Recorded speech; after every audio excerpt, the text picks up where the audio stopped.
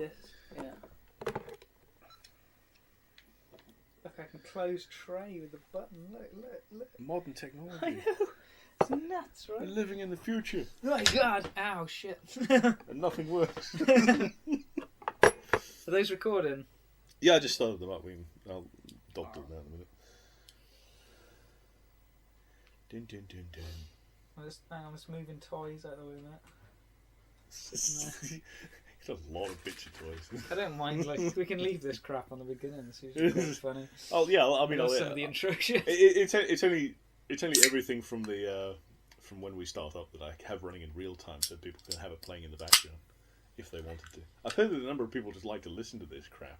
Yeah, well, it's like I watch the playthroughs in work. I just have them on in the background sometimes. It's good background noise to work to. Yeah, happening. There's Sour Patch Kids there as well. Product placement. Dun, dun, dun. Right, so we are. They were kind of like that before. Huh? All right. Yeah. So we are watching The Mummy, special edition. Well, not special edition, uncut edition. Oh yes, yours full uncut version. Yes, you'd think there was loads of gore and stuff, but there really isn't. Yeah. There's a bit extended at the prison sequence, but which was the shower scene. Yeah, the Egyptian shower scene. Yeah, no, that's not in there. But, okay, so this is the. It's turned into the Shawshank Redemption. Yeah.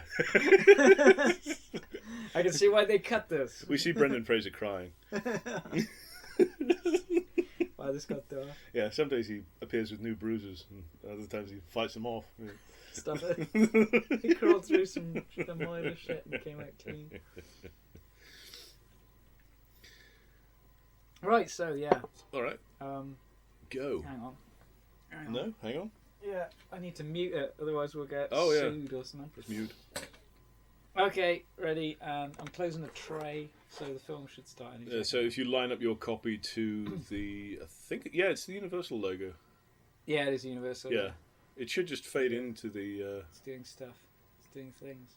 Warning: All the right. copyright proprietor. Blah blah blah.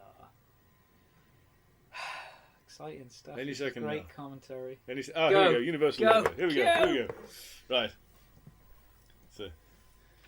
It's good. It's good. This is from 1999. Really? Yeah. And it's aged actually quite well. Yeah, I watched it again recently. I think some of the CG is a little bit ropey. It's more the way it's comped in. It feels like they've cleaned it up a bit, and it's suffering from the thing that the remastered Star Wars. Well, I mean, this opening sequence here, I love this. No, I mean, this is all CG, and this is all done really completely well. inaccurate. None of these things were next to each other. No, but it's really quite lovely. But they did it really well, I love the soundtrack's incredibly opening on this. The music, it's epic. Fantastic. But I mean, this bit, it's aged really quite well. In the same way that, like, Thebes, city of the living.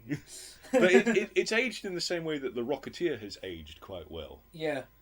In the sense that there's enough reality in there for the special effects, even if they are a bit dated, to stand up. The fact that if you're setting stuff in the past, you're alright, pretty much, anyway.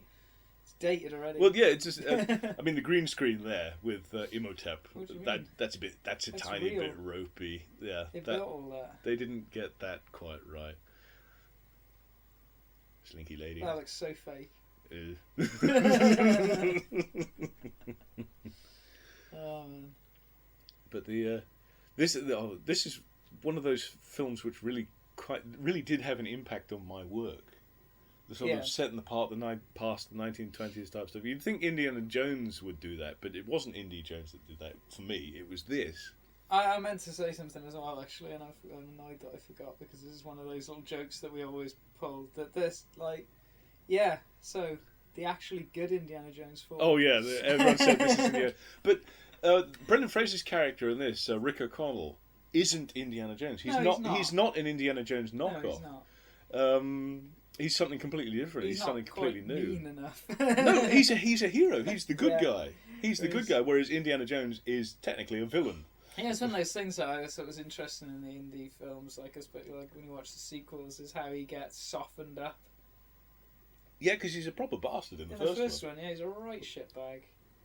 I mean, there's little things in the costume as well that they changed to make him more appealing. Oh yeah, it goes from being a black jacket the black to being a jacket, yeah, brown and he jacket. kind of loses the sort of cool cowboy boot things at the beginning, and they just sort of generally tone him back a little bit. Imhotep, my priest. Now, the opening of this film does something which I generally advise people not to do, and that's throw a whole heap of backstory at the viewer before the film starts. It usually drowns the thing. It usually kills it. It very rarely does it effectively. This and it doesn't. Strangely does. It does to a point, but it does it in a pulp adventure type way. Yeah. Which it feels like the Hammer movie that it kind of was based on. You know, it feels like. Yeah, it belongs a little bit of a sort of set piece from an older time. Yeah, so it works in that sort of cheesy sense. Yeah. Which is the only time that would actually work. That in Lord of the Rings, maybe. That's true, yeah. But also they got real human beings in it, which actually helps. Take note, Green Lantern. Oh yeah, back to the Green Lantern badmouth. Yeah. CG floating space heads. God. But that's why it was crap. There is probably a reason you should. Bad story. There is probably a reason you should hate this film, though, because if this film wasn't successful, we wouldn't get things like Van Helsing. Yeah, that's true. Because after this film, Universal started trying to resurrect all their old franchises. Yeah, the point was, again, they didn't try and reinvent the story, though. That was the whole thing. It's actually kind of quite true to the original Mummy. You know, he comes back to life and tries to get his organs and stuff, and it's like, that's, yeah. Because when they do stuff like Van Helsing, it's just like, we'll just throw all the mythology straight out the window. Van Helsing where like the Wolfman and Dracula used to hang out together and they were best mates. Well, Van Helsing was post League of Extraordinary Gentlemen as well. Yeah, I think that's probably did more damage. And I'm not talking about the movie. I'm talking about the book. Yeah. League of Extraordinary Gentlemen, which was insanely popular. Like the best interpretation I still think of Van Helsing's got to be the Anthony Hopkins version. Oh, what in Bram Stoker's Dracula? Yeah, he's awesome. Awesome. It's just absolutely brilliant. He's very casually talking about stabbing people in the heart whilst he's having dinner and stuff. Oh, then we cut out her heart and cut off her head and burned it. Yes. Yeah. And then he continues with his steak. Yeah, which is also quite bloody, which I was sort of really nice. But oh man, I was going to say something. My brain is like Swiss cheese. This is something that I've noticed, yeah, because like the Van Helsing thing, it's like I've noticed this a lot recently, and there's something that in things like the new Fantastic Four is coming out, and the Suicide Squad and everything, all fall into this thing, and it's this beautification that seems to be happening and everything. Beautification? Yeah. Like, have you seen the cast for Suicide Squad? Have you ever seen such a bunch of good-looking people in your life? They all look like Calvin Klein models. Do they? Yeah. Like, and Rick Flag looks about 14. Oh, yeah, well, yeah. They're all getting younger, and they're all getting good-looking, and it's like, you can't have rugged old heroes anymore. Yeah, I like the rugged old heroes. Yeah, exactly. Actually, did they ever have rugged old heroes?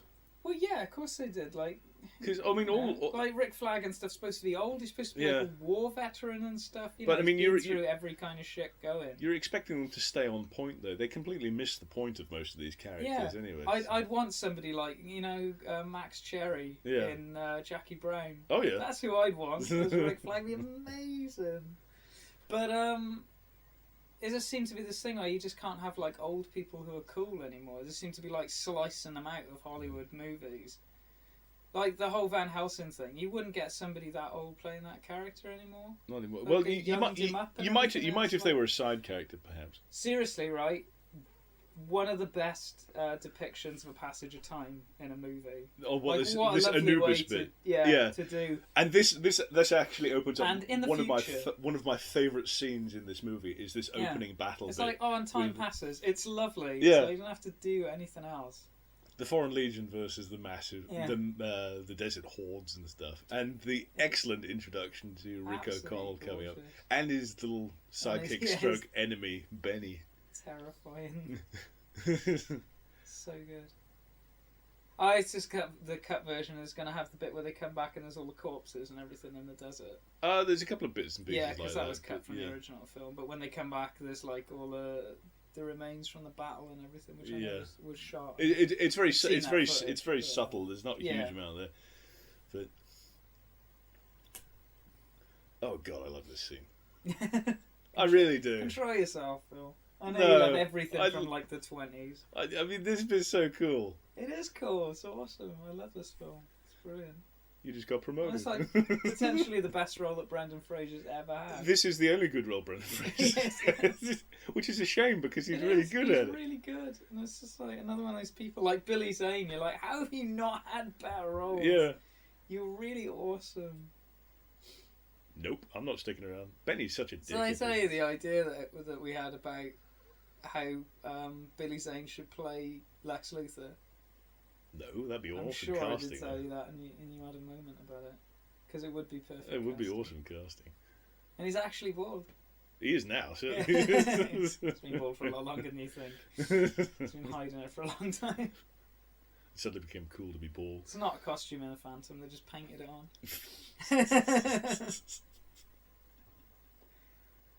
But he's really cool. It's like he's got that great suave, slick villain thing that he does in Titanic. Yeah, and he would be good. He would be awesome as Lex Luthor. Because he's got that billionaire playboy evil bastard thing down perfectly. I think it was Titanic where I first saw him, so he's always been like that to me. Oh, they've been flanked. Oh yes, this last stand bit where Brendan Fraser's just pulling guns out left and right. Yeah, it's like, where's he hiding all those? He just keeps finding more. There's this lovely comment on the Americans because he says something about it later as well. The fact that they're always just shooting a bullet in his mouth so he can put it in the gun. But yeah, this kind of action scene, I just wish there was more of it in cinema. I just watch it non-stop. It's such a cool opening. The thing nowadays is they'd be flying the camera between his legs. Oh yeah, they'd be overdoing the CG. The other side, I mean, this is good because it's real. Yeah, exactly. And this is why all the sequels to The Mummy failed, because they just started injecting all these CG monsters into it, rather than just guys running through the desert shooting each other. Yeah. There's like reasons it works, you know. It's just this sort of classic. It is this 1920s pulp adventure. Yeah. And it's great. I mean, this film is what got me interested in the sort of pulp storytelling. Well, he's your basis for, isn't he? Well, he pretty much dressed exactly the same way. Yeah. And the twin guns and stuff. I just think that's cool. Not in the sort of Matrix style twin guns. No, it's a more sort of Jimmy Cagney kind of way.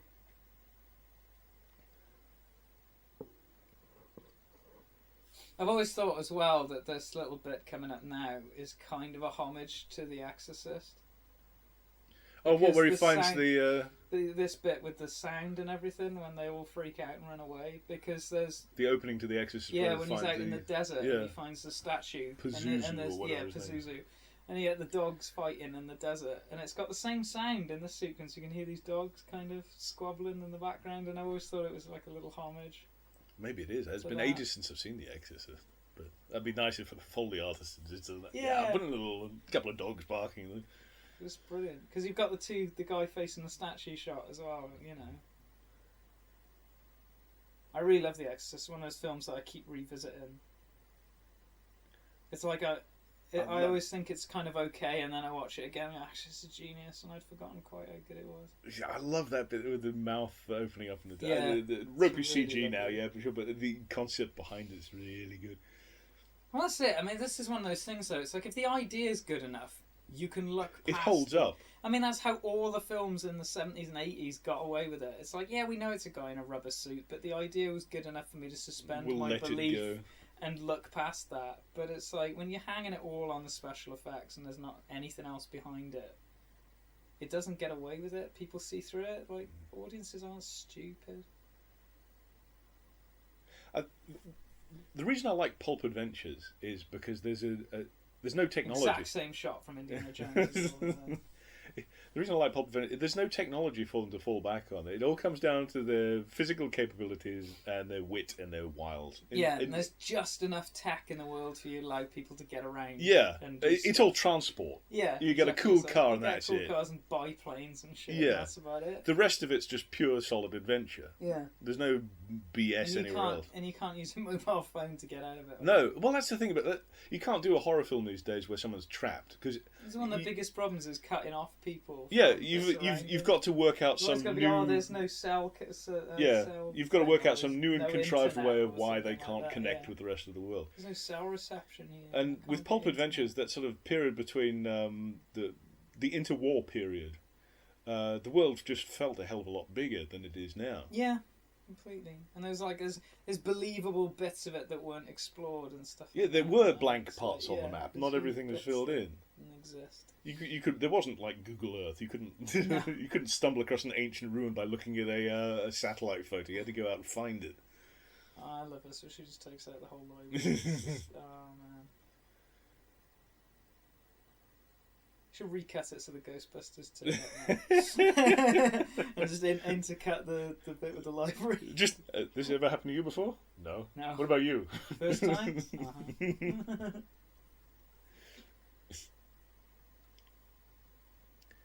I don't know what this guy's called, but he's in any time something's set in Egypt or Arabia, he appears.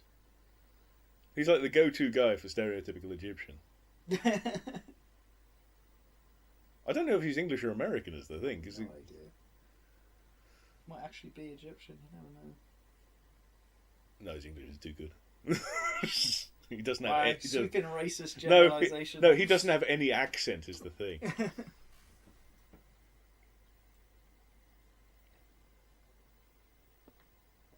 Neither do you, and you're Australian. Hmm? You're Australian. Oh, sometimes pick up on the Aussie twang. Bullshit. Occasionally.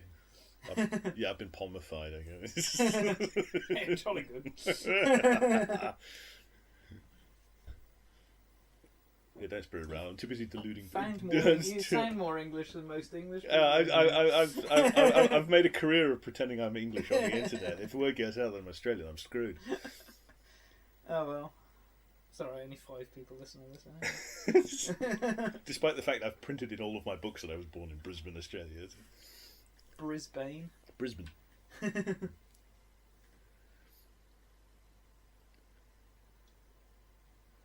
So I love the names she shouts out. oh yeah, like, this. she goes through all these sort of stereotypical like Egyptian sounding And names, then- and then the last one's Steve or No, something it's, like it's that. Bob. That's it, Bob. It's literally just Bob. It's really lovely.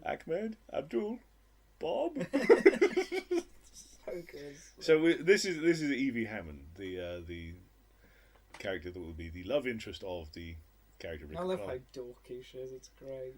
The classic librarian. I prefer her as the librarian to whatever she turns into over the course of the Yeah, exactly. It's like it's perfectly fine for it to be a bit nerdy. It's Yeah. like she's not afraid either, and she's not like a wuss.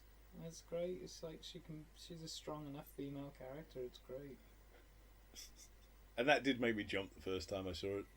Yeah. It's a cheap jump scare, but It is. it's played It's so as a cheap lovely, jump though. scare is the thing. He did it deliberately to make a jump.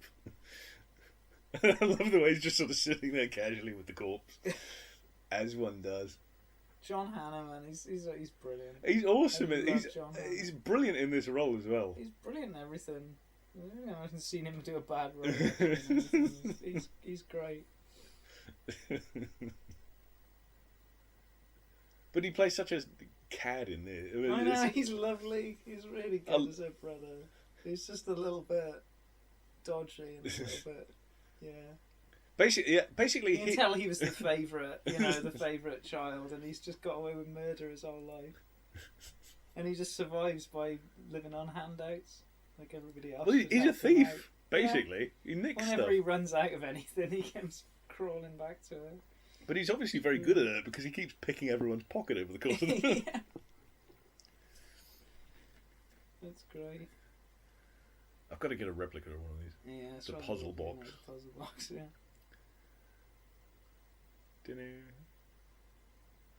I don't see Let's how. just hope it doesn't open the doorway to hell. Well, I don't And see- then yeah, resurrect some well, people with like pins in their heads and stuff like that. I don't Yeah, see how it's really a alternate puzzle box anyway. All she directions did and was everything. twist the lid slightly. No, she has to put her finger in a very specific place Oh, right, on the so- outside of the thing and then press it. The introduction to the lost city of Hamunaptra. Yeah, I love the way the guy so subtly burns the map as well as that. Yeah. Oh dear. Oh dear. I accidentally burnt it. While they're talking, he's just like, do do do. Oh no! Oh, you burned off the bit with the city. Yeah. There's a surprise! There's a number of people that sort of said, "Oh, he did that. That felt so deliberate." And I'm sort of thinking, "Yeah, it was. Yeah, that was the point." It fucking is. Because later on, you find out he's part of the society that's hiding it. Sorry, spoilers. Oh no! Can you imagine if somebody watched the film for the first time with us waddling over the top of it? They'd be so pissed off. I'd kind of love that. I'd love that to happen. Yeah, just in case you haven't guessed by it, this does contain spoilers.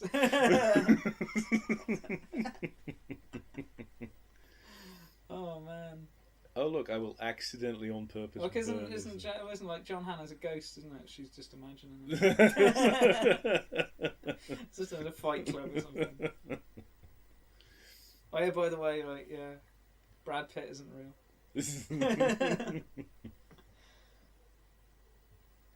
And watch out for the octopus in the Goonies. Oh man, I wish I'd left that in. So. I'm actually quite glad they didn't. Yeah. I love the idea of it more than anything. Ah, right, the prison scene. Oh, I love this. It's one of my all-time favourite bits. Is the guy's dialogue in this. Well, what's his name? He told me he was looking for a good time. Yeah. We execute him in the morning. Apparently, it was a very good time. Omid Djalili. It's absolutely brilliant, yeah. I love Omid Djalili. I wish he'd had bigger roles and stuff because he's so good. He's really good. He has some of the best lines. He's actually. I can't remember. He was born in the. Was he born in the UK? I can't remember. But regardless, he was raised in the UK, so he's got this really English accent. Yeah. But he always plays as a grotty Arab. His stand-up stuff. He's actually Turkish in this. But his stand-up stuff is always really accented as well. And things like that. It's really he good. starts off like that, but then he breaks it and he always goes into an English accent. Oh, this is actually my real accent. But I wish he'd get bigger. He's Turkish because the Turks were in Egypt at this point. You can tell from his military uniform. All right. Little stars on the collar. Nerd. And he's wearing a fez. Just saying. Hey, nerd, you should know all this shit. I should. You're the one who's the expert on all this. I'm not an expert. I never claimed to be an expert. I never said. You never have claimed that you are an expert. I mean, you're always telling me stuff at this time period. And everything you write nearly set in this part of the world. I only know about stuff that I research. I pretend to know everything else. You love the Mummy. I can't believe you haven't researched crap out. Yeah, I'm interested in the gunplay and crap like that. I don't give a rat's ass who's running the prison. It's an interesting bit of history. Boom. Oh, you stole my puzzle. Yeah, I knew you. Okay. Yeah, ow. That looks like a really fucking hurt. It all feels very... Yeah, all the violence actually feels very real in it. It's hit him in the kidneys with a massive piece of wood. It's like, look at the size of that. That's not even a truncheon. It's more like an axe handle. You should have broken his back. Oh, that's a couple of ribs gone easy. Do you swear every damn day? I didn't mean that, yeah, I know. He's so cool. I really love him in this. He's a great character. He's a proper rogue. He's brilliant. Well, I mean, he's that proper male role model shit. It's like every guy watches this and goes, yeah, I'd love to be that guy. He's so cool. He's so cool. He's kind of awesome looking, and he's kind of, you know... He can do guns and do fighting and do things like that. Yeah, behaved and it's kind of cool. Okay, his neck did not break. Now we must watch him strangled to death. in the theatrical release of this, there's a bit in this where you can see him start to get strangled and stuff. And that was cut out. And there's also a bit where Omid Djalili's jailer character starts to be a little more inappropriate with Evie Hammond. That's the version that I've got. That's all in my version. Oh, all right. Probably have seen it then. Oh, yeah, there is a line. There is a line saying thigh grabbing, and they're all laughing at him. There's that, but he in your version does he say I'm a very lonely man? Yeah. All right, you really do. Totally. Let's watch him strangle to death. His neck did not break. So good. And I love his haggling. With his crappy haggling. It's the look of realization. Oh, god damn it. Actually, there's a film. The reason why I wish Omid Djalili would get bigger roles is because of a role that he played in Casanova, the Heath Ledger film. Right. He played Casanova's valet. Right. And he plays it really deadpan. Casanova Frankenstein. No, not Casanova Frankenstein. But he plays it really deadpan. And I'm sort of thinking, you'd be good in a sort of like a Poirot style role. give him a sort of detective role type thing. But you find this though, a lot of like comedy actors are really good straight actors because you have to be amazing to do comedy and do it well. You got to be really confident to do comedy. Yeah, exactly. And you always find like people like Tom Hanks and stuff manage to cross over and do like really good straight stuff. But because Omid is supposed to do comedy, or does comedy as stand-up and stuff, people always put him into these goofy roles. Maybe he doesn't want. Where he's supposed to be maybe big. He doesn't want to do it. But he doesn't do the comedy roles as well as he does the straight roles, I feel. I don't have a lot of comparison because he's only done one.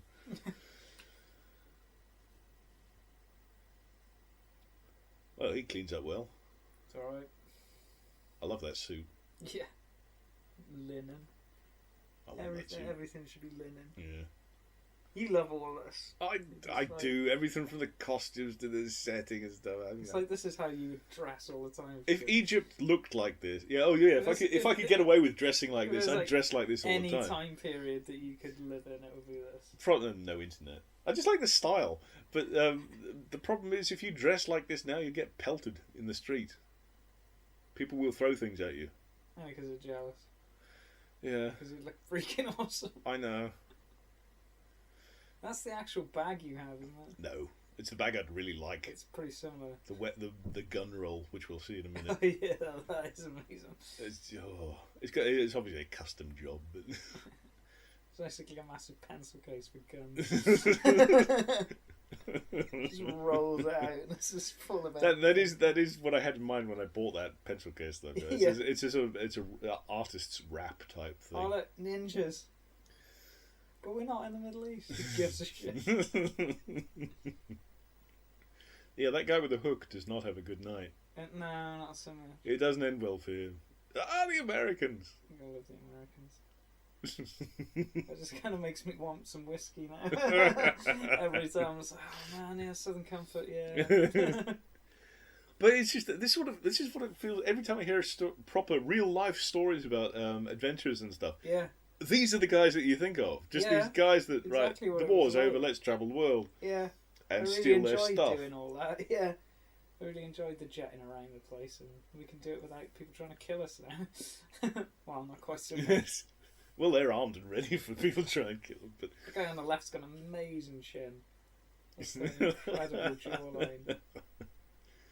Looks like he should be playing a superhero or something. Yeah, lantern jaw. I mean, there's quite a few side characters. You can see them in other things. I've never seen him in anything else. Yeah. Mr. Impressive Jaw. It's pretty awesome. Introducing my favourite character, the weapons role. Yeah. God, I love this. Such a haul for guns and shit.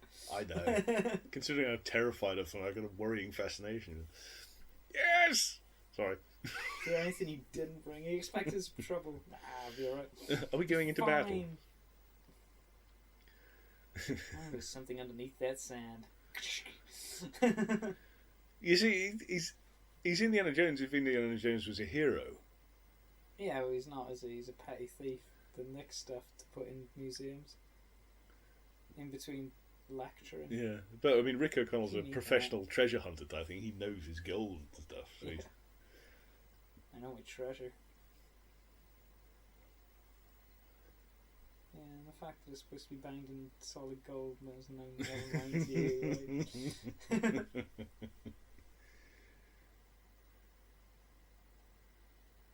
Yeah. You know your history. I know my treasure. I didn't give a rat's ass about the history. Yeah. Is it well? Is it worth loads? Is it profitable? Solid gold, for Christ's sake. Not that good at talking to the ladies there. That little tattoo on his hand. Yeah, they big all this, all the little details which were just details for the sake of mystery and stuff in this. They try to explain in the sequels. The Mummy Returns is horrible. Yes, I know. I missed this in the cinema because I thought it was going to be the film that The Mummy Returns was. Does that make sense?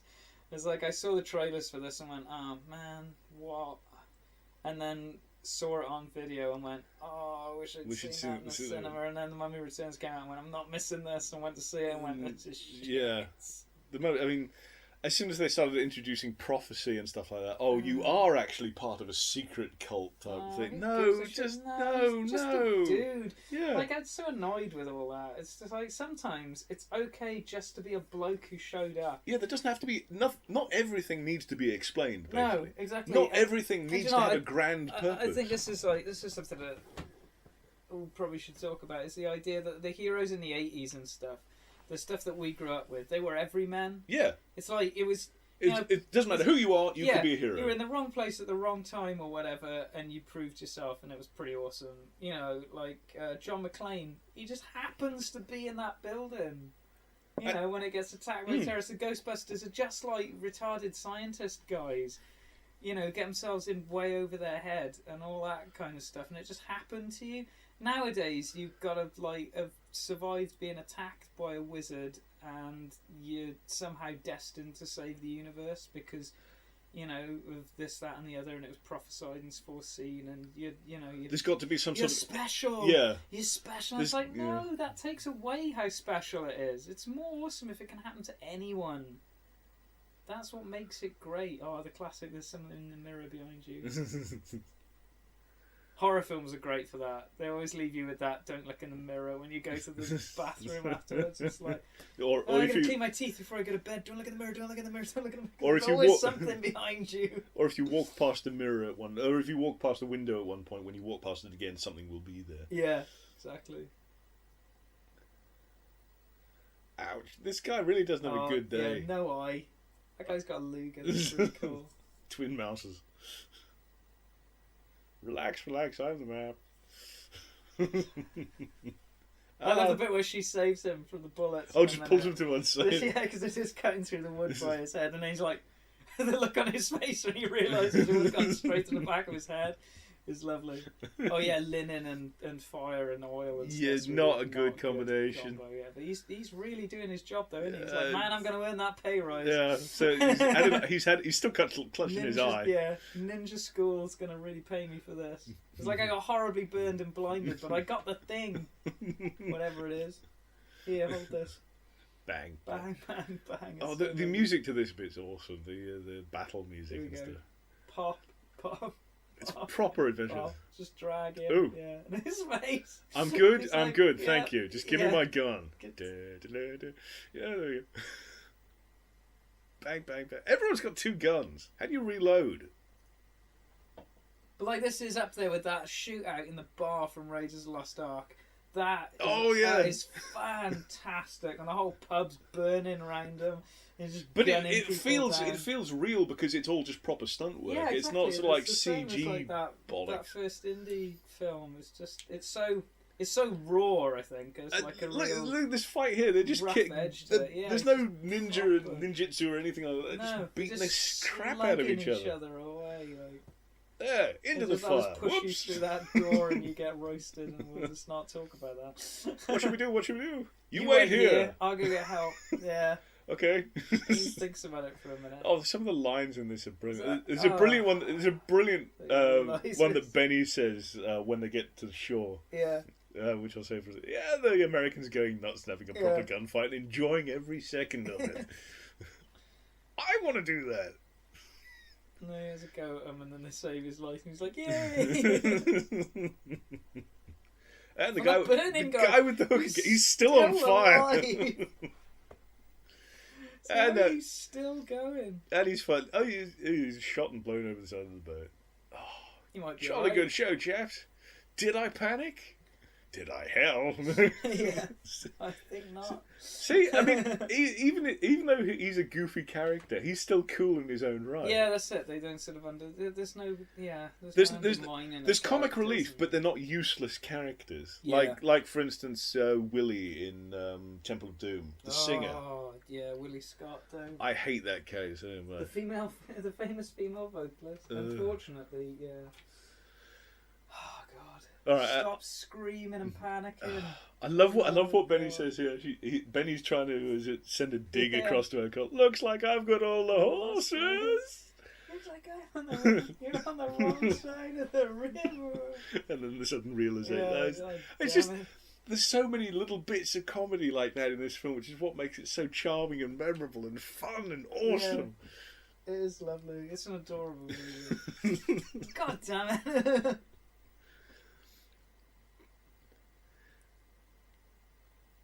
Now, why does and this? the bit where he talks about how it's tempting to sell her, and then she turns up in all the sort of robes and looks amazing. And I don't think she does look amazing. I was actually just going to touch on it. And he goes, yeah, it's awfully.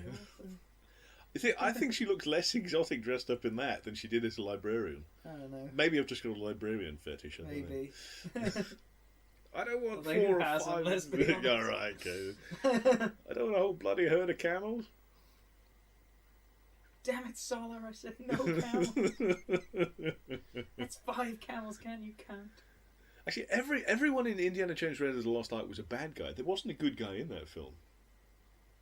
Because Sulla wasn't a good guy either, because he was working for the fucking Nazis. Who? Sulla. What, in Raiders Lost Ark? Yeah. No, he wasn't. He wasn't a good guy.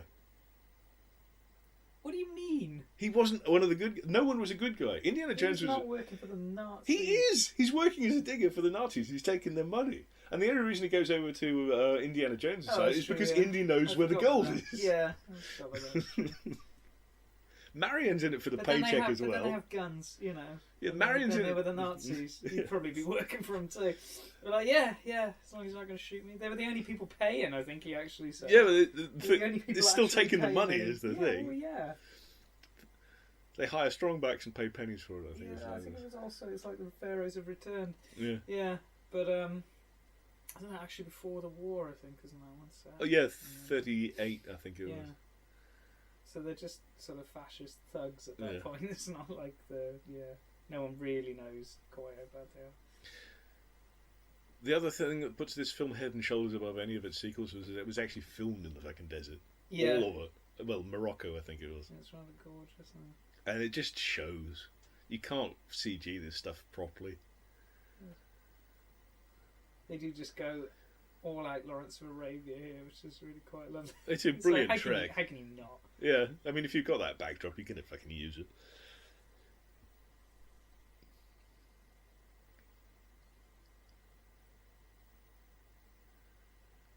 And these guys have apparently been waiting on this hilltop for the last 3 years.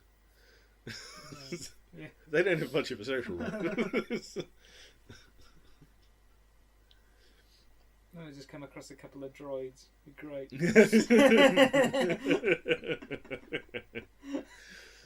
Tunisia's that way, guys. Hit him with a stick. Yeah. There you go. I don't know what he says there. I think it's, good soup. I'm sure he said something about good soup. Okay. Dramatic shot. And this guy has really good eyesight if he can recognise Brendan Fraser's character. It looks very bright. This is a very bright night.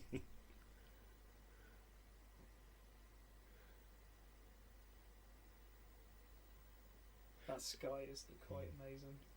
Usually I'd think this kind of thing would be a bit too fairy tale-esque, like, oh, we have to be in the right position to see the city at the right time. Yeah. But it just works because it's a pulp adventure thing. Yeah. And it's not so outlandish. No. And mirages and tricks of the light and stuff, why not? Fuck it. See that? I mean, there's real life atmospheric effects documented all over the place. Yeah. People seeing the Manhattan skyline from, I think, somewhere in Canada or something because of some weird optical effect. Really? Yeah. Weird. The only thing that doesn't make sense about this is once the sun comes up, you can see it. So surely you could turn up later and it would just be there. Yeah. It doesn't vanish. Why can't you just be there afterwards? Because they wouldn't be able to do this. Yeah, it doesn't make any sense. But never mind. Just ignore it. It'll go away. Would you walk past it at midday? I don't think so. It looks like a giant fucking volcano. There's a city in it. It's the only thing sticking up out the sand there. The canyon of the crescent moon.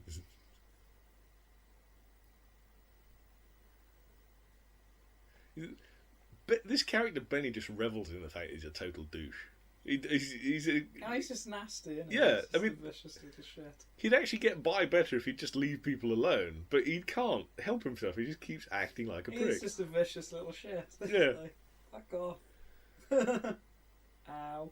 I pity that stunt guy. Like I just got run over by pulled under and run over by a camel.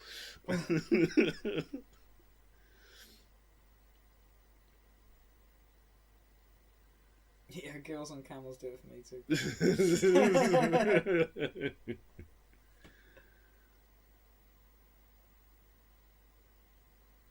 Slightly worried looking at us. Okay. They actually built all of this stuff out there as well for this film. Really? Big styrofoam bits and pieces, because it all falls over at the end. Yeah, that's true.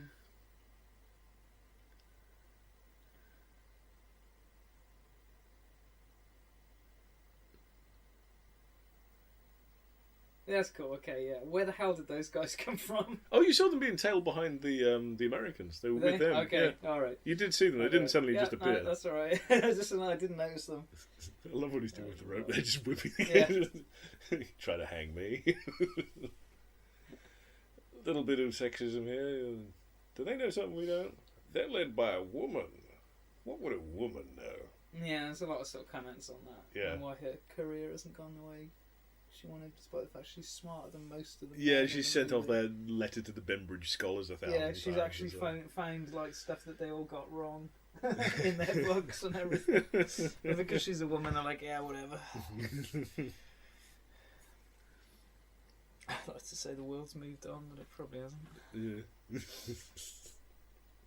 That brought your present, which I stole from them. Yeah. It's my pencil case. According to you and my brother, it's called borrowing.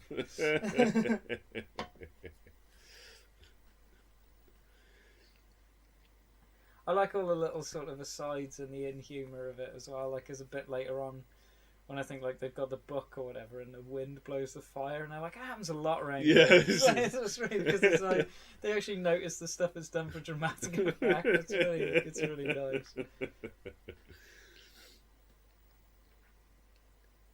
It's really stinky. Okay. It's actually racist. Never mind. Let there be light. Ta-da. Actually, I love that because it's a really good excuse for why this interior is so well lit. Yeah. I think it did actually do stuff like that. I'm sure they did, but I mean, the reason they did it was so they could actually have lighting within this set and have an excuse for it, so not everything appeared as though it was lit by torch. All creepy bug things. I know so many people who are really freaked out by those. Scarabs don't do that, though. No, I know, it's complete bullshit, but I love the fact carnivorous scarab. Like, scarab's harmless anyway. Yeah, exactly. It's a dung beetle. Yeah. But I know so many people like who watch this when they were kids and oh my god, eaten by bugs. It really freaked me out a bit with the bugs. Yeah. Is that bit where it goes under his skin? Is really fucked up. And it's like crawls. You sort of see it burrow its way through his chest. You're like, oh my god. That's where it goes up to his eyeball and crawls inside his head and stuff. Oh, this face-off between the small group and the big group of Americans. There's some lovely sort of the way they use subtle physical effects later on as well. Like, they don't have to show everything. They've established that the mummy can do sort of cool things, and then they do really lovely stuff with just like shadows and imply. They use it subtly. Things, it's not all in your face. Exactly. And it's not all drawn out in crayon. There's like that really cool bit where he turns into sand and comes through the keyhole. Yeah. And it's literally just somebody on the other side of the door just pouring sand through the keyhole, but it just looks great. Really it's like, that's so cool. It's a clever idea. Awesome idea, yeah. I love it. It's so ridiculous. I love some of the guns as well, like some of the really obscure looking, like older 1920s revolvers and stuff. But it's just the way the Weedy Brothers got this crappy little pea shooter and he's still pointing at people trying to look tough. The little pepper box thing. It's really cute. It's awesome. It's a great little gun, but it's just right for him. Yeah, but the thing is, everyone gets a chance to be a badass, even the wimpy looking characters. It's like he's still got a little gun hidden on him somewhere. It's like, where the hell has he had that the whole time? It's just suddenly armed. Yeah, it pops like, out his sleeve yeah. or something. I love all little Anubis statues. I love all the Egyptian shit. They did it really well because it's not over the top. I had so much fun because on the in our game there's an Egyptian wing in the museum. You get to go in the museum, and there's a whole section which is in Egypt, and I got to build some really fun stuff for that. And I was just like just living out my whole mainline in this film, essentially going what I want it to look like. So you got these huge pillars with hieroglyphics on them and stuff, and massive statues of Anubis. It was really cool. And for no reason, there's sand everywhere and stuff. Part of the display. Surreal it is. This guy's looking at this hieroglyph with this pictorial, which is obviously a guy getting consumed by these things. I love it when he sort of mocks the thing. Oh, yeah. He just recreates the pose. Probably that's what he thinks he's doing, singing or something. That's not what you're doing. He's getting eaten. He's screaming. Yeah, it's really cool. Oh, this guy's a total evil bastard. The salt acid thing. Yeah, but he knows it's coming. The Egyptologist knows it's coming, so he sacrifices these guys. Totally. And they're all shitting themselves as well because they know what tombs are like. Yeah, we've seen other people. Because the Egyptians were evil about this shit. And they were crowding in like, this is going to be good. This is going to be good. Yeah. Oh, that's freaking horrible. Might be alright. Yeah, they might be alright. I don't know. They get described as melted later on. I think the acid kept burning. I don't think there was much left. His golf swing. And you do it again, and it just triggers something. It all drops down from above. Apparently, everything she's saying here about how mummies get made or how the organs get removed is complete bullshit. Oh, probably, yeah. It was debunked a little while back, sometime after this film was made, I think. Yeah, but, you know. But then that said, it would be accurate for the time period. Exactly. So there you go. I was just saying that for the sake of the viewers, our noble listeners. All three of them. Yeah. Please don't leave us. Don't go! Oh, God! One more hit's not left. If you listen probably to us, you'll learn things. More than 1,000 every once every 1,000 years, probably would help. I've got other good films coming up as well. We're planning on doing Jurassic Park and Total Recall and potentially, what's the other one? The Borderlands. Borderlands. Bugs. I mean, some of the CGI in this is stunning for the time as well. It stood up in the same way that the CGI in Jurassic Park has stood up. I mean, have you ever watched the making of on here? There's a really good documentary on how they did all the CG and stuff. What, The Mummy? Yeah. No, I haven't. It's really in depth because it was like the early days. Yeah, this bit's a bit ropey. This bit's a bit ropey. But they tell you everything and some of the stuff because like we take it for granted now. They had to invent a whole bunch of the tech that we just use all the time now. But I think the CG in this is infinitely better than the CG in Mummy Returns. Yeah, oh yeah. But there's a bit in this that he talks about in the making of that they talk about basically creating shaders, and it's like they don't really have words for it, and he's trying to describe what shaders are for doing, textures on CGI and stuff. So they're making it's really interesting. It's like it's all the stuff that's in Maya now, and it's just they invented here. Yeah, and they're just like, because it's all like ILM going, yeah, we got the people that made the software, we needed this making, and we needed that making, and we needed a thing that could do this, that could sort of take photos and make textures out of it and put them on. And you're like, oh my god, this is all the shit that's just commonplace. This is a bit brutal what happens to him. It's really terrible. It's like he basically goes insane and just cracks fuck. his head in two on the wall. But usually you see a set shake or something. Yeah, that doesn't. It's like he hit something solid. It felt like he hit something solid like there. It's really quite brutal. Granite wall. And they had some bad luck of their own today. A couple of their diggers were melted. Some kind of salt acid. Pressurized salt acid. Yeah.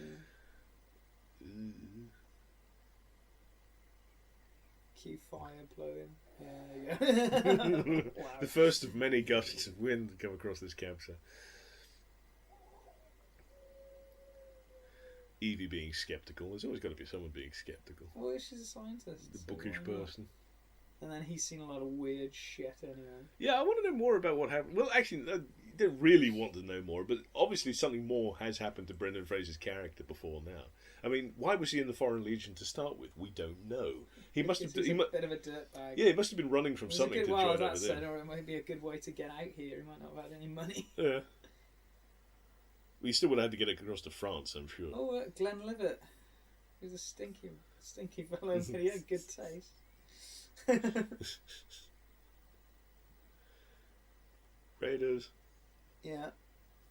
Why is he got his umbrella up? I've never noticed that before. Because he's British. He always plays bastards as well. You know, so it's like everything he's in. You're like, as soon as that guy shows up, you're like, oh, you're gonna be a shit bastard. Because he's the guy that runs the company in Titanic, and he's a fucking son of a bitch in that. He's like the head of the White Star Line or whatever. And it's like, yeah. Is he in Titanic? Yeah. Lots of things. I love the way he's sort of sitting there, half drunk, taking pop shots and everything.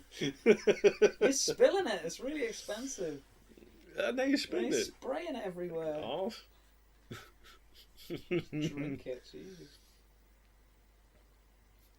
Run away. Run away. This is the best way to stop a sword fight. I will argue this is the... Oh, yeah, with the dynamite, yeah, like, which you just happen to have on oh, your no. The world's longest fuse as well. It's like 8 feet long. So look what I got. Even though you have got about an hour probably to shoot me and then put it out. In fairness, because they're still burning down. Still got about a foot to go. Yeah, but it's what he does with it after he's chased them off with it. He pulls out the fuse and then he pockets it. Yeah. I wouldn't put that anywhere near me. It's fine. It's dynamite. It's fine. And this I will save for later. What? No, don't. No, not your crotch, for God's sake. Well, let's be honest. A stick of dynamite. If that goes off, you're not going to know a lot of it. It's going to do more than castrating. He'll be picking his teeth at the mason. Becomes a permanent resident. A fixture in the wall. It's a red smear across the landscape. I like the way he's half shaved as well. Like he was it's really cool. There's lots of little details. It's because it feels like a living world. It's like there's stuff going on when the camera isn't rolling. Yeah. You know what I mean? Or it was all up the fist and mean it. Mean it. I mean it. There's something underrated about just normalcy. Yeah. In a film. It's one of those things that is being lost, I think. Not everything needs to be extraordinary. That's what I mean. This is why a lot of the Marvel films are good. I mean, in Age of Ultron, they end up in a farmhouse. Yeah. Superheroes in a farmhouse. Yeah. Chopping wood. Yeah. It's lovely.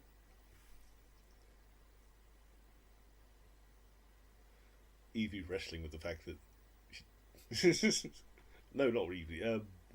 Rick O'Connell wrestling with what exactly Evie Hammond is supposed to be.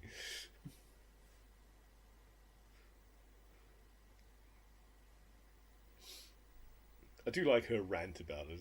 I may not be a gunfighter or a treasure hunter, but I'm proud of what I am. Yeah. Which is, I'm a librarian. She's so proud of the fact. Yeah. Here we go, yes. Yeah, a little too much whiskey. This film is kind of making me want to drink. It's not good. So, wow, yeah. Yeah, whiskey is cool. I could do that. She does that. She does that piss thing very well. I was all flapping about, smiling. Yeah. Drunk but happy. Right. This slightly unfortunate passing out. Face down in his crotch. Probably a good thing anyway. I'm sure she'd puke up otherwise.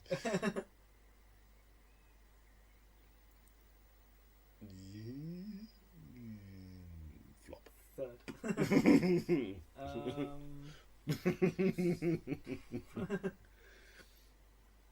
The next day.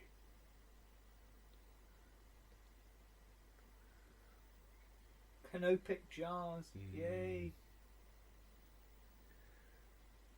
I don't get why these guys are so pissed off when they find the book. Like it's not made out of gold. Yeah, don't they get it? You can sell it for a fortune. These guys are very... Probably sell each page for a couple of thousand. This used to be what happened. They just dismantle it all. More profit. Yeah.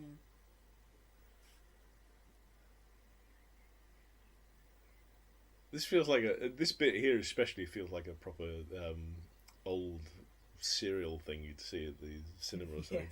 Just the way he's being dramatic in his explanation of what the thing is. Exposition. And then the curse upon it. Yeah. There's the wind again. Yeah, even though we're indoors and the lights dim, it's like, what the hell? Run away! Run away! All the sensible people leave. Let's get the fuck out of here. A sensible person wouldn't have wandered out of the fucking desert. I wouldn't have. Yeah, you would. No, I wouldn't. You would have. You'd have loved all of this. No, I wouldn't.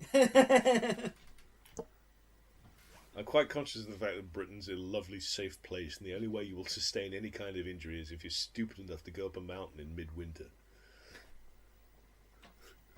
I am not leaving this island. You leave it all the time. You're always jetting off somewhere, take photos next to some dusty ruin. The curse. Beware the curse. Beware the curse. I can't remember the name of that actor, but he always plays these awesome little weirdos like him. Ratty looking. Yeah. Oh, this is arguably my single favourite line in all of... I will say in all of cinema history. What, he's still... Juicy. Yeah, it's just the timing is impeccable. It's perfect. Yeah, let's crack this thing open. See what's inside. Oh, I hate it when these things do that. Everybody loves a bit of beef jerky. Yeah. Is he supposed to look like that? He's still fresh. Horrible. Gurning as well. It's just juicy. Hello. I love that line so much. I could watch that scene on a loop for years. Oh, buried alive, scratching. I don't think I'd be quite... If I was sealed up in something with a bunch of carnivorous insects eating me, I don't think I'd be quite coherent enough to be able to write anything. Yeah, especially not like that. How the hell do you do it in the dark with no eyes? By touch, I'm assuming, but you wouldn't have much left of your fingernails. Yeah. Ew. Got a scarab beetle up there, look.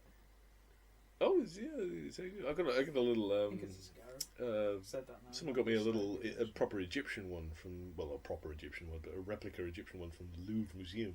Ooh. Shiny. It's pretty. A legitimate replica. A legitimate replica, authentic. It's an authentic copy. Now, how do those canopic jars look any way more valuable than that whopping great book? I know, they're all broken. Yeah. They look a bit shitty. They're not gold the or book anything. could be made out of some kind of black gold. Well, it's made of metal, some kind of thing. Yeah. I believe you need a key to open that. Dickhead. Mine. So protecting it. Timing on that, well done. Look at what we got. We don't know what's in them. Oh wait, yeah, Egyptologist. We got things. Yeah, basically, you've things. got a heart, some eyes, and a tongue In a jar. In a jar, yeah, great. Nice. Mm. You're in her spot now. The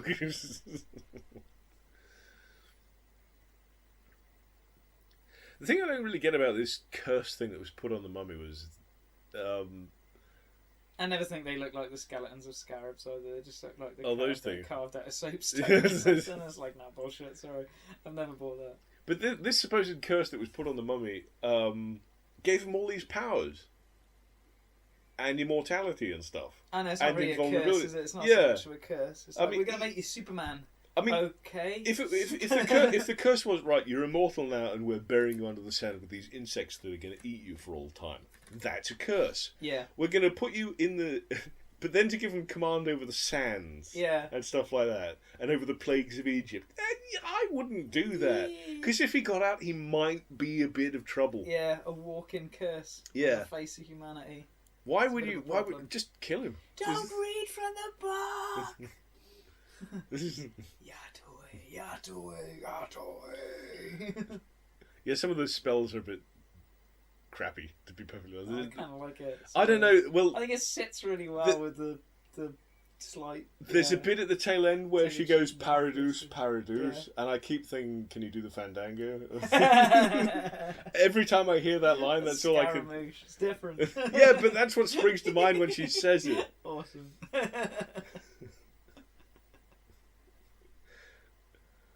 Anaxanamoon. He's so cool. I love the man. And the guy playing him was brilliant as well.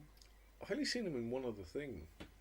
It was some Jean-Claude Van Damme thing. Yeah, he's been in a few things. He actually turns up a lot on BBC, actually. Well, the thing is, he looks completely different when he's got hair. So I might have seen him in some other things with hair and not realise it was him. He turns up a lot in sort of BBC dramas, high-end drama stuff. Yeah. But the CG on this mummy, oh god, it's awesome. It does stand up. Awesome. It really does. It's like a stop motion effect thing going on. I must admit, like we are watching it on a CRT. Probably makes it better. It looks a load better. Yeah. Because like the last time I watched it downstairs on the sort of high end, higher def thing, and you really can see that it's kind of comped in over the top. But that looked really good when he came to life then. I was like, yeah, that looks like I remember it. So it's annoying because like as the pictures get crispy, you get away with less. It's like you lose the film grain and some of the character that made the film warmer. Well, I mean, they have to keep up with technology and stuff. I mean, older films as well. It's like I watch stuff on 3D TVs. Like the really high crisp ones. And even like some of the most modern films literally look like they look like TV. Yeah, I've seen that. Terrible. I've been into. I think it was Costco. I was walking through, and I can't remember which film it was. It was something new, something brand spanking shiny. I thought that looks like it's on BBC. Yeah, because I mean, like on about 2008, 2009, something like that. I watched. I must have been later than that actually. It was when Star Trek came out. And my friend had like a high def, like a 3D TV, and he put it on one day, and it literally looked like a student film. So basically, filmed with like a little handy cam. So basically, you pay thousands of pounds for a TV that makes your films look worse. Yeah, exactly. This is what I don't get. It's like I've got this TV I got from Rare. It's like God, it's still going. Stupid years. Let's not tempt fate. No. Just in case it dies on but us. Like man, like the picture quality is so much better. Well, certainly for certain types of film, well, it goes back to the movies look way better on it. It goes back to what we were talking about in another. I think it was Aliens. We were talking about the grain on a film and how that often makes it look better. Yeah, totally. Whether it's intentional or not, the grain just adds. This whole something rule to it. generally is like try and hide stuff. Like, especially with monster movies and that's stuff. What they used. That's what they used to like, do because stop showing it in broad daylight with like all the CGI and everything. It's like it's just not scary anymore. Before the advent of like DVDs and even videos, they let a lot of stuff slide. Yeah. Simply because they didn't think anyone would ever see something at the you wouldn't see the strings basically. But these days, when you have the ability to pause a film and study every inch of it, if you see something that's amiss, you can go back and look at it again and think, yeah, that is dodgy. One of the things that was interesting on the making of was about how they did the scarabs and stuff, and how they used like some of the earliest types of like crowd simulation. Well, you couldn't animate each of those things by hand. But it was really interesting because like they pretty much invented a lot of the stuff that they used for like what's it called, World War Z and stuff was like sort of born in this sequence. The basic AI and stuff for the. Sort of mathematical programs that they use to generate the behaviour and shit like that. It was really cool. You should definitely watch it. It's really good. It's really, really good. Oh, this is because it wasn't one of those TV spot ones, you know. Where I hate those. That's just a promotion for the film. Interviews with the actors and some cool shots to make you go and watch it. Yeah, but it's a proper like hour and a half, I think, like full on in depth. documentary. That's really horrible. Oh, this face off. See, that looks so good. I know. I mean, yeah, it's a bit ropey there, granted, but it's a long shot. Once you see it, still like the shadows passing over him and everything looks really good. And if you can see all the light through his body. And it's so cool. If you compare that model there for the mummy there and compare it to the mummies that are there, because there's multiple mummies in the sequel. Yeah. The ones in the sequel look so crap. Yeah. They're kind of shiny. But that's one of the problems as well. It's like Jurassic Park and stuff like that. It's like they only had limited number of shots in this. And only one creature, so you can spend a lot more time on it. Whereas, like, if you've got 20 shots and everything, they've got to be as good as you can get them in the time you've got. You know, whereas only sort of 5 or 6 proper effects shots in this. See, Rick O'Connell's a hero. He would have gone to try back and help that guy. But, yeah, Indiana Jones would have just left him for dirt. Yeah. Wow. They really stripped that guy. These are land piranhas. God, that's a nightmare. Oh man, I'd say a film that we should totally do is Tremors. Oh, yeah, I haven't seen the full first. Oh, here we go. I love that reaction. Ah. Have you never seen the first one? No, I've seen some of the sequels, but not the entire first one. Oh man, that film's amazing. Rah. I'm going to scream back at him. I love that. It's just so badass. No, I can't wait to tell you about this like terrible thing, this curse. Like, don't worry, I dealt with it. Got it. It's fine. No, One you're not shot, listening to us. Yeah, but they didn't have rifles back then. A shotgun. Oh, I tell you something that was brilliant. Cause I've been reading DC's New Frontiers. Mm-hmm. Which is like a reinvention of the early days. But done by Darwin Cook, wasn't it? Yeah. And there was a brilliant line in it that I thought summed up so much stuff. It was really nice. And it was like one of our explaining the history of like how a bunch of the teams had come together and stuff like that to what's the name of Green Lantern, and he says these guys kind of dealt with the supernatural. And I said, and what I mean by the supernatural is anything you can't kill with a gun. Which I thought was absolutely perfect. It's like, yeah, that sums it up. It's anything that takes more than a gun to kill. You put it in the supernatural category. Yeah. Okay, this is the stuff we do. This is the stuff we deal with. You deal with the rest of that shit. It's so true though, because when you think about it, it's like pretty much any animal on the planet. You shoot it enough times, it's gonna die. It's just like, yeah, that pretty much sums up supernatural perfectly well. It's anything that takes more than bullets to kill. I was like, oh, that's gross. I love Benny trying to talk his way out of this. Oh, it's so good though, and I love the idea that he's got every single back on the Jewish thing, and he goes, "Oh, I know this, yeah." Yeah, but it's the way he goes language through. Of the slaves. He goes through really every medallion. He's got like, oh, yeah. He's he obviously pulls out the one, and you're like, okay, and then he pulls out this fist, and he knows like the sort of basic things for each single one. So he's as superstitious as any of the other guys that ran out of there, but. He just hedges his bets. He's one of those guys who just covers every his bets. But you're right, the bit where he falls back on the Jewish thing, the language of the slaves. Yeah, it's like, that's really clever. I like lovely. that. It's really nice.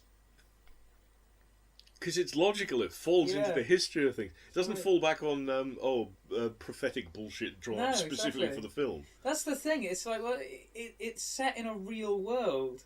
Yeah, like all the stuff with like the Turks and everything in Egypt and all that kind of stuff. It's like they went, yeah, this is what the world was like, and we'll put something fantastic in it. Yeah, which is the mummy it was itself. A real world with like the stuff that was going on in it. Which is why it feels so solid in comparison with any of the sequels.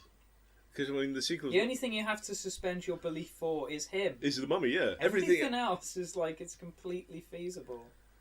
Because I mean, in the sequel, you get stupid armies of Anubis dogs and lost oases and crap like that, and in the Dragon Emperor one, you've got Shangri-La and the Yeti and all sorts of crap. That's one of my favourite shots in a film, actually. What, just the sky against the fall? Yeah, the gates and everything to that city. It's really lovely. Why can't hotel rooms look like that these days? No, I love all the I love the sort of the crumbling British Empire stuff that's going on in the Well, the background Empire's as still well. at its height. Well, not at its height. It's Starting to come apart post-Victorian. because it's post World War One. Yeah, so well, it's the Empire's kind of broke at the starting moment. to fall apart. Yeah. And I love all that because like the guy who's like the pilot and everything. And Oh, it's Havelock. Winston, yeah. Winston It's Havelock. Lovely. We'll see in a second. We'll get introduced to him in a second. Do you like my steamer trunk? I think I might like Oh, crikey, I missed that. that. I think I might find that. That's awesome. It's cool, isn't it? You see, I keep looking for something like that has wheels, Yeah. so I can take it on a train because it'd be brilliant. But there's a bar scene coming up, which Yeah. I Some love. idiot spilled his drink is one of Yeah. my favourite lines in this. It's absolutely crazy. So blasted who just stands in the fountain and he's like, some idiot spilled his drink. It's like, oh. But it's so cool. So This is so lovely. cool. This bar. I mean, they're just a bunch of adventurers Well, this sitting is around I've having a got- drink. There's a whole bunch of things that there's a section of a universe that I've written that I really want to do like a film with, and I want to do it as like a bunch of like the old 20s serials where you just do it episodically, and it's totally set in this kind of universe with it's just adventurers kind of screwing each other over and trying to get treasure and stuff and just bumbling from one adventure to the other. See, I love that kind of thing because it just feels solid. It's something that I kind of wrote back in, or had basic ideas for back in uni, and I've just sort of, I just really want to develop it now. But this film is the reason I got into that kind of stuff. Yeah, I'd loved it since Indiana Jones. I'd always loved that kind of like. There's just something about that world. I was that's familiar with just so Indiana much- Jones. I was familiar with Indiana Jones and stuff, but for some reason it didn't spark off my imagination as much as this did. I think it was because of the time difference. I mean, Yeah. Indy's set in the 30s. This is set in the 20s, so there was you didn't have like the Nazis racing around everywhere. No. There was no big enemy. You got to do something with the fantastic. It's potentially a cleaner film. It actually leans a little bit more towards the Lovecraft kind of world. Yeah, there's a Lovecraftian story set in Egypt where someone falls down into some long forgotten temple type thing where there's a bunch of death worshippers and stuff going on. Have you seen The Pyramid? The Pyramid? Yeah, The Pyramid. A movie called Yeah. The Pyramid? It's No. fairly recent. I would see it if I were you. I don't think I'm going to tell you anything because the ending's really got a lovely twist to it. Oh, It's right. really quite interesting. The actual very ending is a bit like, okay. Like, they just kind of didn't know how to end it. But the journey there's But good. the journey there's good. 90% of the film's really good, and the idea is awesome. When you realise what's going on, you're like, oh man, that's so cool. Oh. I'll 'Cause, see if like, they've got it. About 3/4 of the way through the film, we went to see it in the cinema, and I was like, oh man, they're not going to do what I think they're going to do, and then they totally did, and I was like, oh yes. It's one of those moments in cinema you don't get very often where you go, yes! I'm going to have to track this down now. They did it, they did what was in my head. Because usually you spitball in your head thinking, is it going to be that? Is it going to be this? So, And you come up with an awesome idea and you're like, oh man, I hope it's that, and then it's not, and you're always like, oh, the idea I had in my head was way better. It's a good film though, but it wasn't the one I had in my head. And every now and then you go, oh yeah, and it's totally one of those. It's well worth it. That may tick me off because I think, oh damn it, I wanted to get there first. They don't explore the ideas as much as I would have liked to, but I think that's probably a budgetary thing more than anything, because it wasn't. Well, with small films expensive like film. that, yeah, they have to sort of rein themselves in a bit. It's lovely though, and I'd definitely watch it. If The you like Pyramid. ancient Egypt and curses and mummies and all that shit, I'll track it down. I would watch it very much. I do like It's that. unfortunately not set in the 20s. That's alright. It's set now, unfortunately. Oh yeah, But, contemporary settings and stuff. But they don't spend a lot of time in our world, let's put it that way. They kind of get stuck in the pyramid pretty quick, and then it's all... Ooh, kitty. Oh, no. Fear the kitty. Yeah, I do love that. I like the sound effects. It's very With the- cool. with And the there's sort of valves. that slightly in reverse feeling of it as well, the way that kind of takes the doors with it as it closes. The Hope City Society for digging up old stuff. That's not actually what it's called. They love pulling out their guns in this. That's not a euphemism, by the way. That wasn't a euphemism.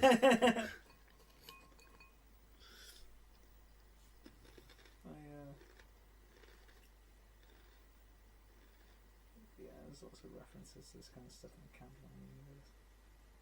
I love Egypt. Yeah, I was obsessed with Egyptian stuff.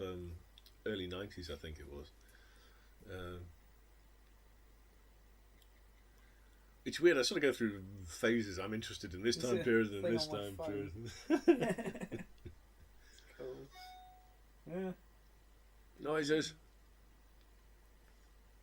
Yeah, you should always put your phone on silent in the cinema. Ruins it for everybody else. I've had people answer them and have conversations in movies before. Oh no, That's I hate that. amazing. I really hate. I can't believe people actually do that. I know. Without getting pelted with all sorts of crap. Some of them were great though.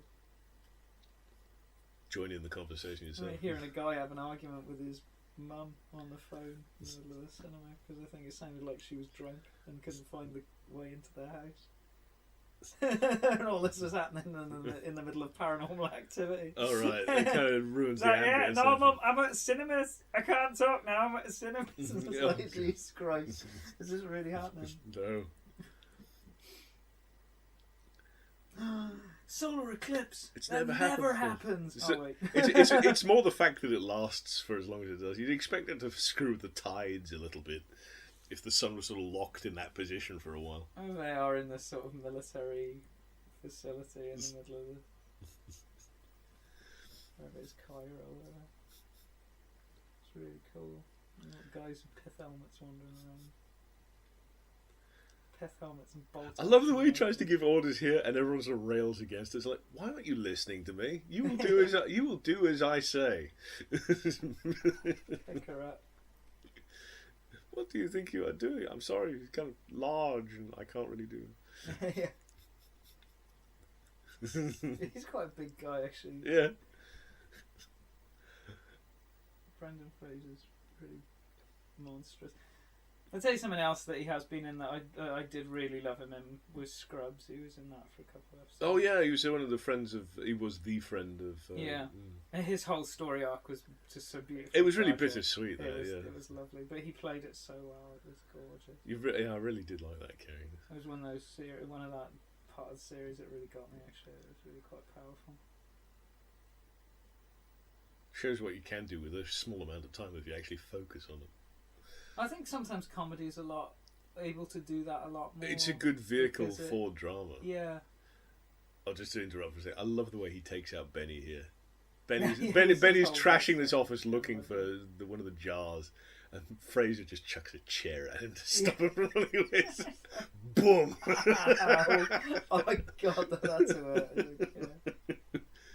I love why they've clearly done that shot already because one of the drawers is kind of missing a whole section out of the bottom of it. So he's obviously thrown that one and broken it already, and they've had to put it all back together and do it again. With a lovely leather roll top desk, just like that one. Look. It's like we're on the set. It's like we're there. I love all this 20s stuff. I think I would have a house that just looked like that if I could. It's the style. It's just got a really nice style. Heavy wood furniture and Yeah, as soon as I finally buy a place of my own, I'm just going to deck it out with proper solid furniture. Yeah.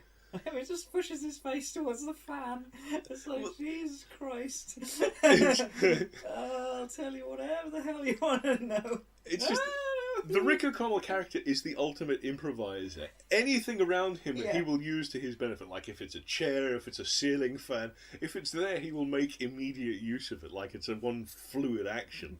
So sad thing is that Chuck Norris can kill you with every object in the room, including the room itself. That's made me think of that then. This bit's kind of the grotty. Flies, I really love it. I told you before, I've got a thing about flies. I don't like them. But there's something about the way they sort of travel up through him and come out. Yeah, like it's imperfect. Like he's and barfing it real. up. Yeah. He looks really kind of I think they talk about this on the making of as well, and how they thought about how it would come out of the little gaps and try to make it, yuck, unreal really cool. Well, I mean, if you made it too realistic, people would probably be gagging a little bit because the flies are horrible. It's just grim. There's just thousands of them everywhere. Thank God there's glass there. Yeah. Grim. Right, screw this crap. I'm going to go get drunk. That's not a bad idea. I like the way he never has his coat on fully. Hasn't he hurt his arm, I think? I No, nothing happened to him. He just never wears his coat properly. This is one of the bits that I really love. This when he comes in through the window and how they do it. You all just with, see the with shadow. the silhouette. Yeah, it's lovely because they've set up what he does to people. You kind of he sucks already them dry. know. Yeah, you don't need to see it, and it's really neat. I mean, He obviously did it to save money and stuff, but it's lovely. Well, they're showing something that's happened already differently. Yeah. Because, I mean, it's got to happen 4 times. Yeah. So it's like we kind of know now. So they've got to find a different way to present it. That he hoovers a life out of people. He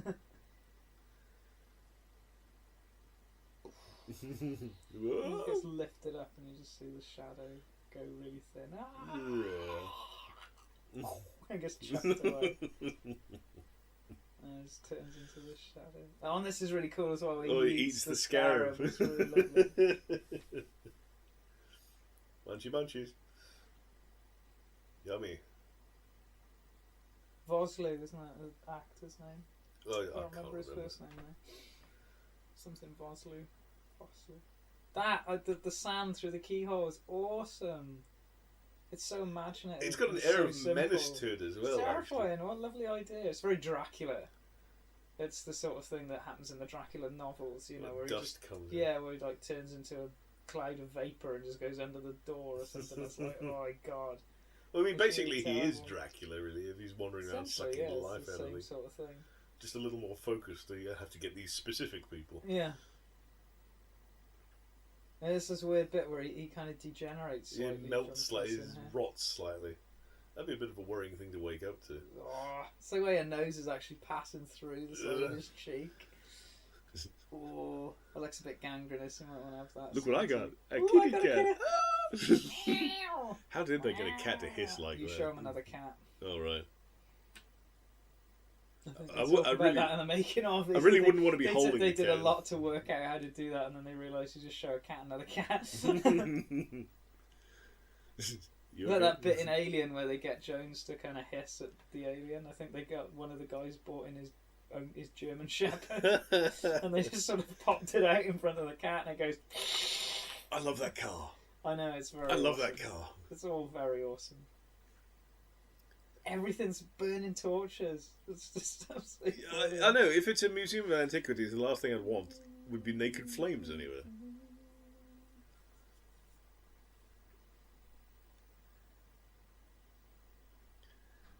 I kind of love I love in Stargate all the stuff they have at the beginning, like when it's in the 20s when they first dig out the gate and everything. Yeah. Really cool.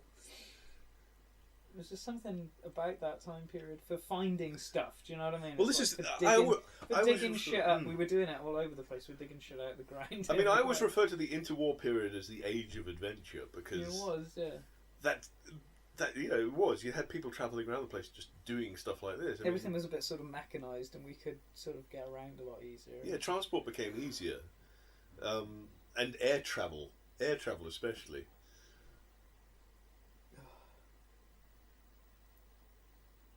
So the world started to shrink and people travelled a lot further. South America, Africa. Yeah. I can't remember when Machu Picchu was rediscovered by... Stumbling over sort of ancient relics and and taking photos next to it. Going to strange and then unusual lands and then stealing home. their stuff. Yeah. Stealing it and taking it out. Is that the Rosetta Stone she's looking at? It looks like the Rosetta Stone. I don't think it is.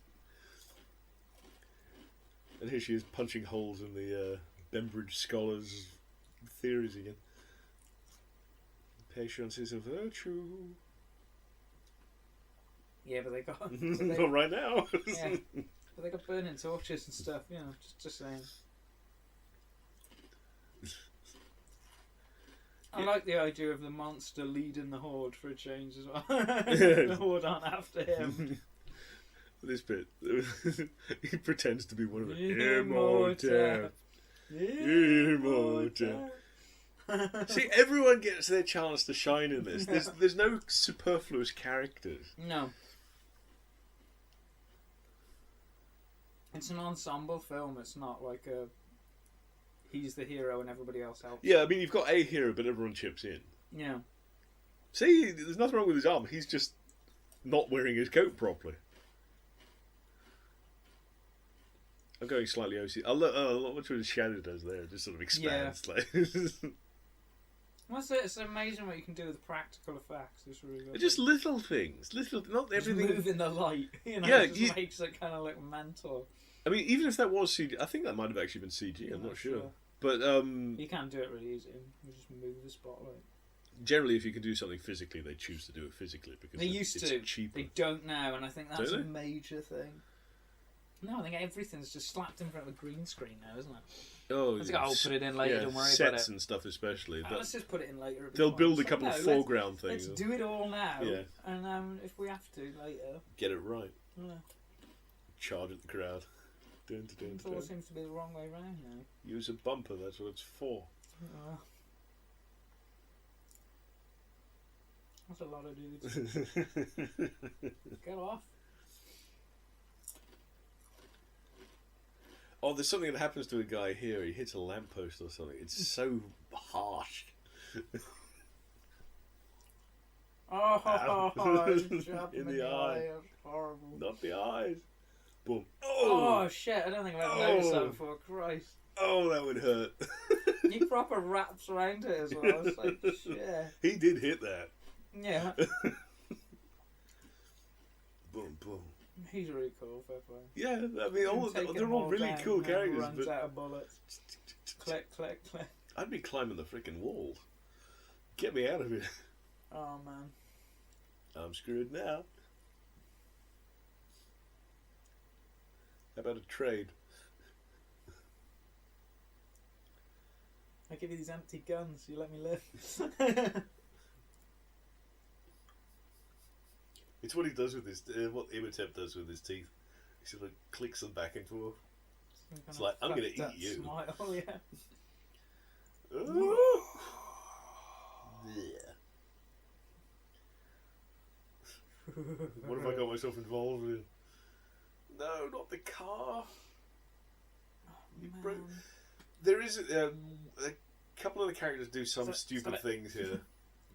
Like the guy that runs the museum does a noble sacrifice or something here, and there's no reason for it. He just decides to stick around and get mobbed. And he had a perfect mob. By a mob. Yeah. He had a perfect way to get out. There was no reason for him to hang around, but he dies for no reason. I hate bits like that. It just feels so stupid. They probably wrote themselves into a corner. It's like, well, we need this guy to not be in it now. But there's no real reason to get rid of him. Yeah, sure, kill him off, but do it better than like have him get cut off from the manhole that you're supposed to be diving down. There's no reason you couldn't have done that.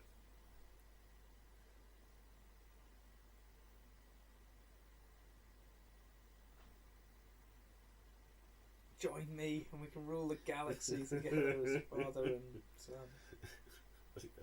I like the way he's holding a torch like a lightsaber. Yeah. No, I'm not going along with this. I was if it's going to do anything anyway. Yeah, you've already you've unloaded it. Shot him with everything known to man. And remember, mortal weapons don't do anything. You've been told this about a dozen times. How about some immortal ones? They haven't found any immortal ones, that's the point. Not yet. Let me see you later.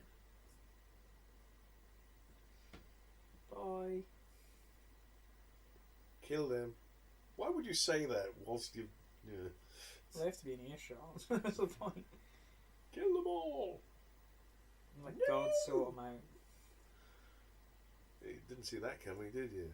Oh no, the evil guy was Oh, who would have thought? Do what I want and I won't kill you. I promise I'm not evil. Yeah. Joke's on you, I'm evil. No! Oh God, no! See, why is he doing this? They're walking really slowly. There's no reason. I just wanted to kill a shitload of people. I really enjoyed this. Oh, no. No. Damn it. No. Give me my curvy sword back. Damn it. Here we go, Winston Havelock. God, I love this character. He is fantastic. I want to be like this guy when I'm old. I just want to be sitting on a hilltop. Goats, man. It's just like He's the only guy there. There's not. This place is nobody else derelict. is dead. Yeah, it's just He him. sits on a hill listening to like I want to do that. wax cylinders, drinking tea. So what That's does it... really well polished. That's insane. It's not a good chance of survival. Awesome. Where do I find that? It's just homicidal pilot. It's Well, suicidal pilot. Everybody knows he's dead. He wants to join them. He It's hasn't got the bottle to top himself. It's the crazy laugh he's got. Ha ha! Winston Havelock at your I love service. the robe he wears. It's really crazy.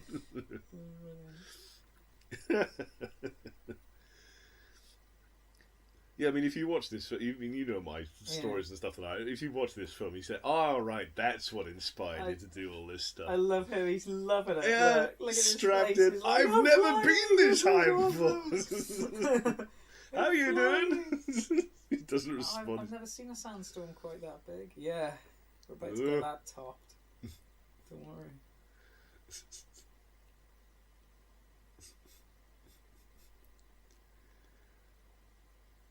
That's a little Sopwith camel I thing. love biplanes. So cool, yeah.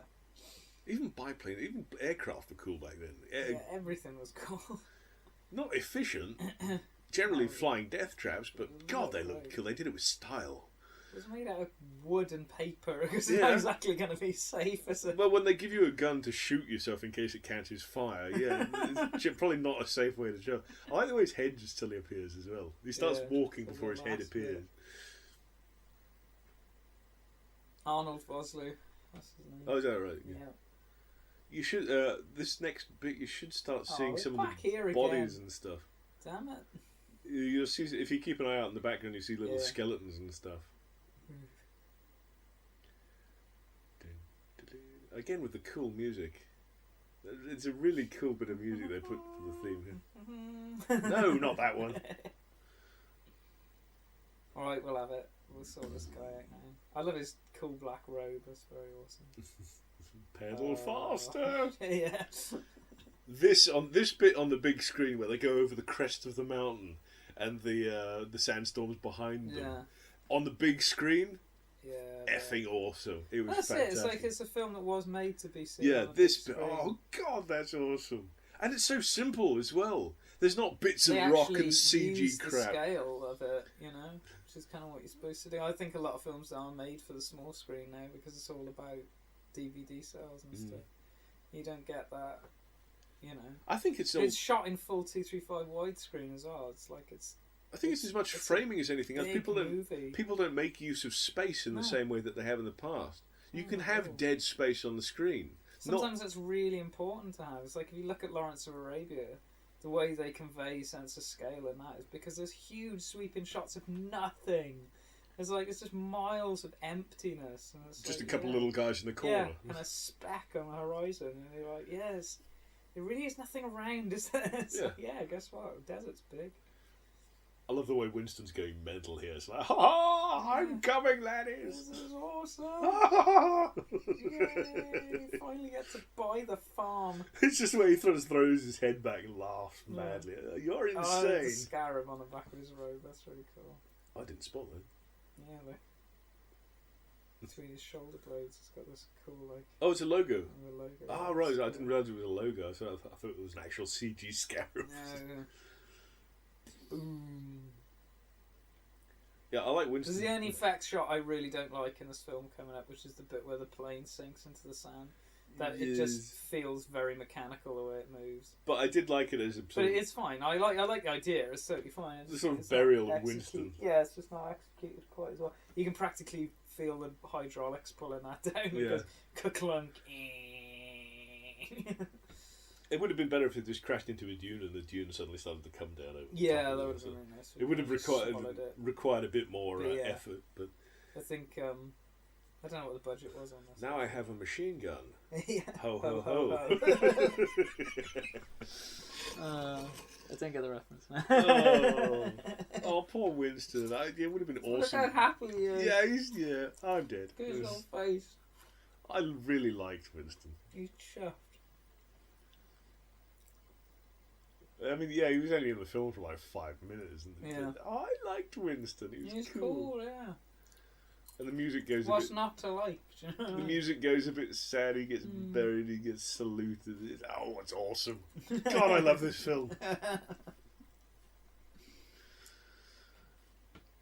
I don't think I've quite heard you nerd out quite as much. So. I told you, I love this film. It had a huge... And the 3 headshot is lovely as well, that.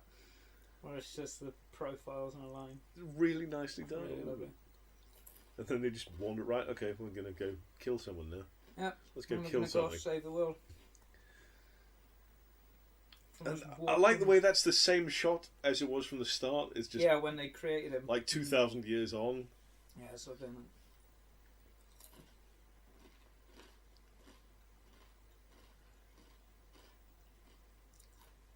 Fellows like you really don't do well. Do they not? No. No, I don't. It's like, I didn't realise It's like it never occurred to him that Really? he might not actually come out of this. But I'm going to be fine, right? It's like, you know we're in a movie, right? Yeah. You know, like people like you don't last very well. They don't come out so well in these situations. Oh, man. Well, he's just like giving encouragement, doesn't he, in the back. Yeah, the privileged Lord of the Manor kid gets born to the Manor kid gets Oh, look, yeah. Yeah, more scarabs. Oh, these are cool. Look how shiny Yeah, these if are. only I you knew love what- taking shiny things. If only you knew what happened to the jailer guy. That's Yeah. just- Yeah, look at this. Right, I found something. Yeah, That's really cool. if something started to hatch in my hand, I'd fucking drop I'd be it. chucking that about as far away as I could go. Oh, God, no. What's wrong? What's wrong? Oh, Show us God. what's wrong. It's Oh, it's Brendan's horrible. reaction here. It's like, whoa! Do Do something, do something! And he pulls out a knife. Not that! Well, that would hurt. It would. I mean, ow, fucking ow. I mean, now he does. Bang! There might be someone else here. It's not quite a city then if they heard them from there, echoing around the place. I really like the way these mummies were sort of entombed in the wall. Yeah, the priests, I think they were really cool.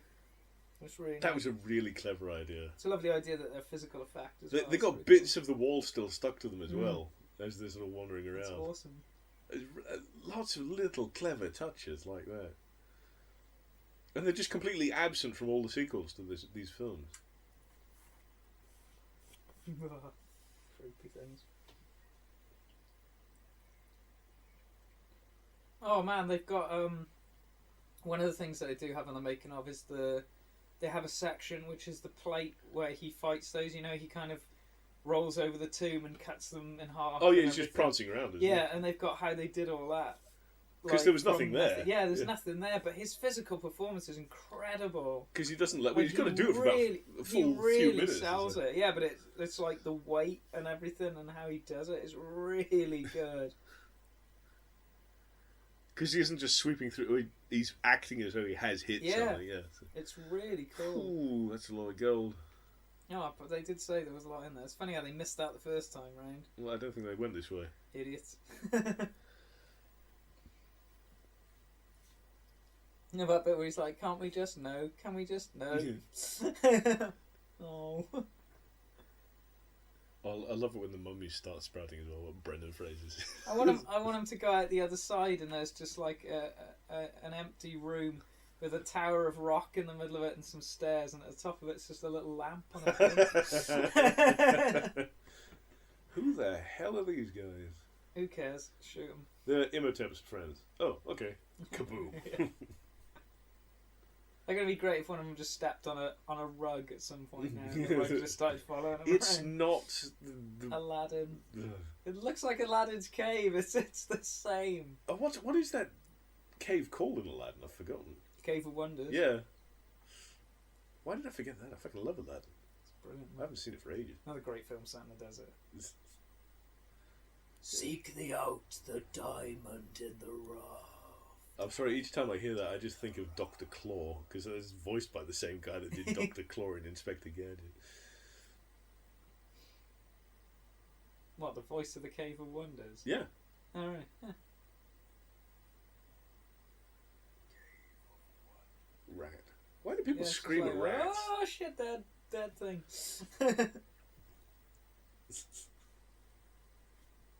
I don't mind rats so much, but I'm not sure I'd want one on me. No. Especially when my hands were tied and they can gnaw on things. Yeah. Rats do love to do that. Ow. Ow. If you tried to do that, it's fucking impossible. No, I wouldn't try to do it. It's impossible. Like how rough your skin would have to be to do that. It's like, it's bullshit. Now, I'd take that and bail. Yeah, it's basically. like there's plenty gold, but that's the whole point of him, isn't it? It's like, I'm greedy, I must have more. Greedy. God, fucking camel, move. These camels are the most sedate creatures I've ever seen. I mean, later on, when the entire city is collapsing into the sand, I mean, that piece of music that accompanies it is actually called the Sand Volcano, which it gives you a rough idea as to the visual. But there's camels in the foreground which don't give a fuck, basically. Yes, They're it's just... not really yeah, I know it's not really happening. They could have shooed them off or something. Well, she really let herself go. Yeah. I like the way she's just on a wooden slab beside the proper stone one. They've had to extend it slightly. Yeah. It's the stone slab just hasn't suddenly magically extended further. They've actually had to set it up. A wooden table next to it. That's why you have mummy servants for. You deal with this shit. Put that over there. You get me a latte.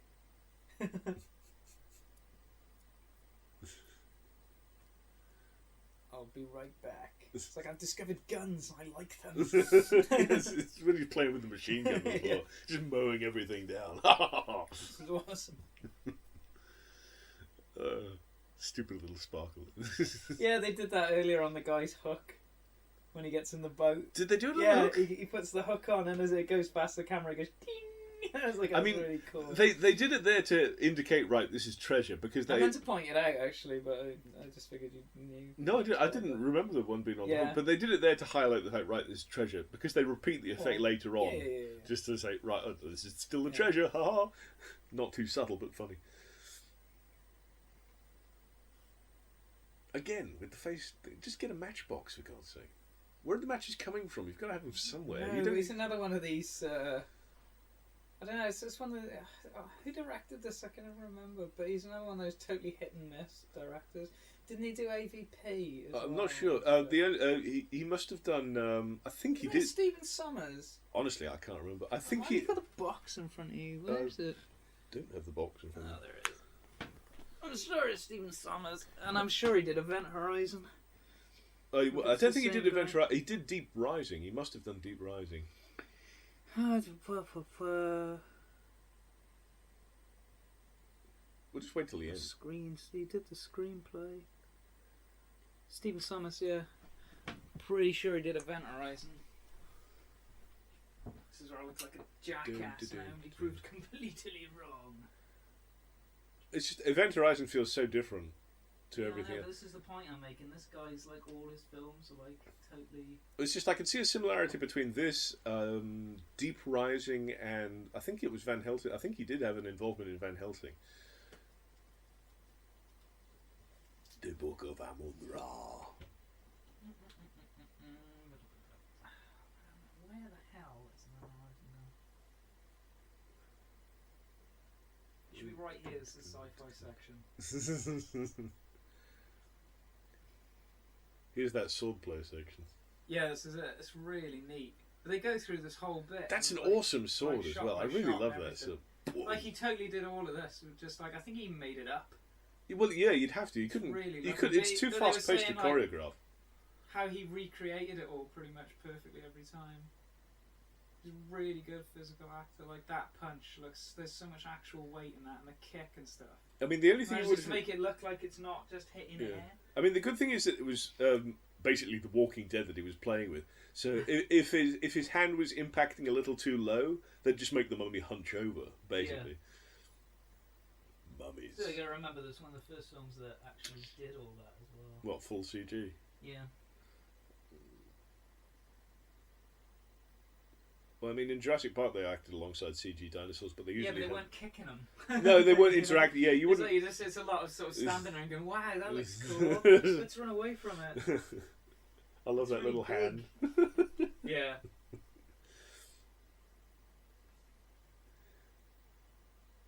Chopping the legs out from underneath it. The stupid little grin on his face. Oh, fuck. Ah!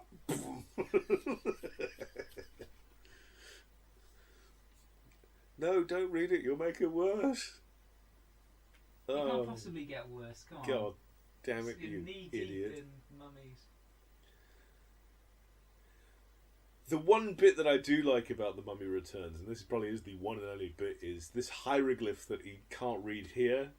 Yeah. The little kid in the sequel can't read it either. And he says, "Oh, I know this one! I know this one!"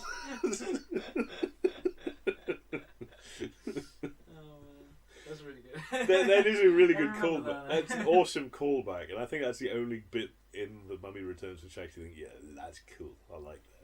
That's pretty bad for like 2 hours of film. And that's the only thing in it, yeah. Bit.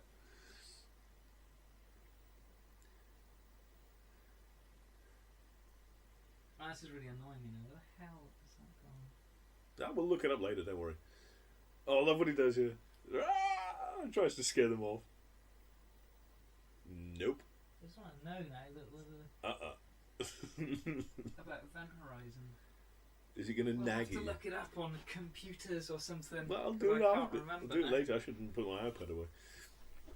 God damn it. I found EVP though. Pretty sure he directed this. Oh no, it's Paul W.S. Anderson. Yeah, that's right. Oh, that's right. Yeah, I remember. I remember now, yeah. And he did do Event Horizon. Two totally different directors. Did he do... I think Paul W.S. Anderson did the Resident Evil films as well. Oh, never mind. I think he did. Which says everything you need to know, really. Yeah. It's like Event Horizon's really good, but like pretty much everything else he's done is steaming pile of shit. Wait, did he direct Event Horizon? Yeah. Paul W.S. Anderson? You're fucking kidding. No, I'm pretty sure. Oh. Because that's the point I'm God. making. It's like, there's one film that's like absolutely immense, and then everything else that he's done is just a bag I wouldn't of have shit. guessed. I honestly wouldn't have guessed that because There's only one thing that gives it away, because I rewatched it recently. There's one thing that gives it away, and it's the title music and the end credit music. Because they just totally don't go with it. They're like these weird techno dance tracks, and you're like, what am I watching? And then you've just got this kind of Lovecraftian horror film in space, and it's like, right. Yeah.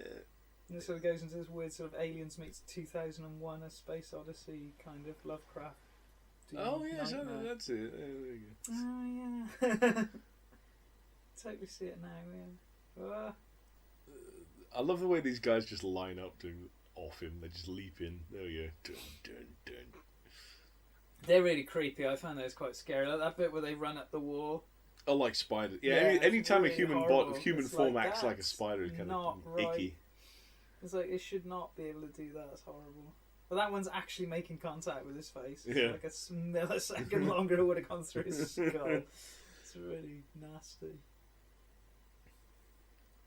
Fakushka, Anaxunamun. I know this film off, but even the bloody stuff that's in Egyptian, I know. I can quote. There's the that one missing the lower Lewis jaw. Is jaw, really yeah. cool. Yeah, it's scary. See, Sort of sickle-shaped swords. There's multiple mummies in this, but they all look as good as Imhotep did. Yeah. But in the sequel, they look like shit. Why? Why couldn't they just take the same models? I don't know. Different company, maybe. I don't know, dude. Yeah. I just didn't give a shit. Yeah, my advice: just watch the Mummy. Ignore everything, Well, all the but sequels. It's really nice how they do his reattachment of his arm. It's like they kind of don't show it, but he just kind of pretends like he screwed it back on. It's really lovely. It's nice because you don't need to see it. Well, yeah, like there. that, it's lovely, and there's just a little like ring of blood around his arm. Slightly, and he's picked his Yeah, pocket he ripped again. it off again. He's a master thief. This I guy. got the thingy thing, the non-Hellraiser puzzle box. Keep him busy. Oh, Okay. Okay. Yeah, keep him busy in that kind of Candleman way, which means absorbing every punch the guy throws at me for the next half an hour while somebody else saves the day. Distract him with your face.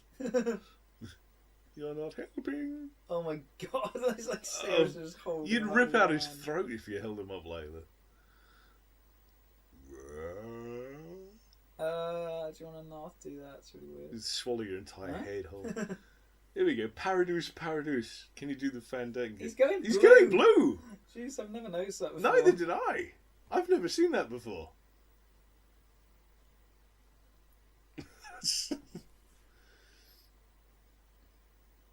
That's so cool. I really love that. Well, the Anubis comes in and nicks off with his soul. Yeah, and the way he kind of runs after it's really cool. It's really sad as well, and I think that's one of the things that makes him such a great villain. Well, he is kind of tragic. Yeah, there's a reason for what he's doing. He's not Benny, basically. Yeah. He's doing it for a reason. He's bound by a curse to do a particular thing, certainly, but he's doing it for the sake of resurrecting his beloved. Yeah. He's kind of a Mr. Freeze-esque villain, and it's kind of lovely. And there's no gore in this film either. No, there's no need for it. I mean, he's been stabbed in the gut there, but you don't see anything. But then that's in a lot of ways, sort of true to the source material. It's like you say, it's that 20s pulp adventure kind of thing. And that didn't show it wouldn't have done gore. That. It may have shown a hint of violence and stuff, but they would have been quite restrained in it. And his eyes melt. That's really horrible. And he disappears into the goo. Death is only the beginning. Yeah. Okay. Such an awesome tagline that was. To be honest, it was great. You wouldn't do this. Oh, I love it. Benny, just come hang on. it on the lever. The one. Yeah. It looks like a lever. It's got the head of Anubis on it. You don't put weight on it. Come on. It's so classically Indiana Jones, though. Oh, wait. And this bit is genuinely actually quite scary. Yeah. The roof's sinking down onto you. And there's a bit where Benny has to crawl away. Oh, damn, when he's crawling through that thing and the roof's going closer and closer and closer. It's horrible. It really freaks me out, that does. There's always something about that. I mean, it goes back ages. Because I always think about how you'd feel it for at least a couple of seconds, like the pressure and everything. You'd suddenly feel trapped and and then there's massive amount of weight on top of you, and then you'd probably feel your bones giving out. It's You'd really hear fucking terrible. So it's awful. Yeah, the thought of getting trapped in something like that. I mean, it goes back. I think the first thing I ever saw like that was it was probably War Games. War Games. When they're racing to get through the big bulky door into the bunker. Yeah. I think that as a kid, I think that was the first time I ever saw something like that. It's that idea, isn't it? It's like when those sort of things occur to you. It's like, basically being trapped somewhere you don't want to be trapped, and there being absolutely no way to get out of it. Yeah, this is it's really terrible. This is probably the most horrific thing in this thing. Nothing happens to him. No. But it's just the threat, the sense of peril. Yeah. Because it's coming down, and he's coming down, he's coming down. Oh, get out! No. Even I'm rooting for Benny there.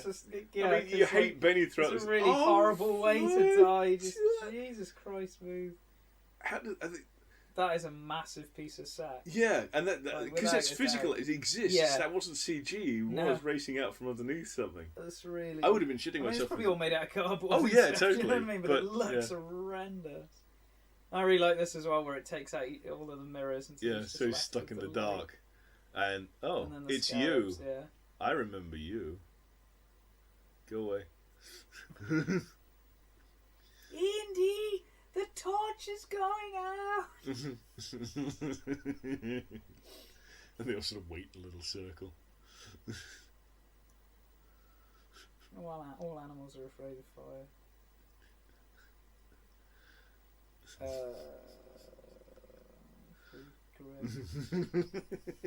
Still, I think probably better than being crushed by that. I don't know. He's a little quick. That guy got shredded when he saw it before. Those actually look pretty heavy. I know they're probably only styrofoam. They are. You can see a couple of them bounce. If they were real stone, they wouldn't bounce. That bit's creepy as well, with the sand sort of giving out from underneath them.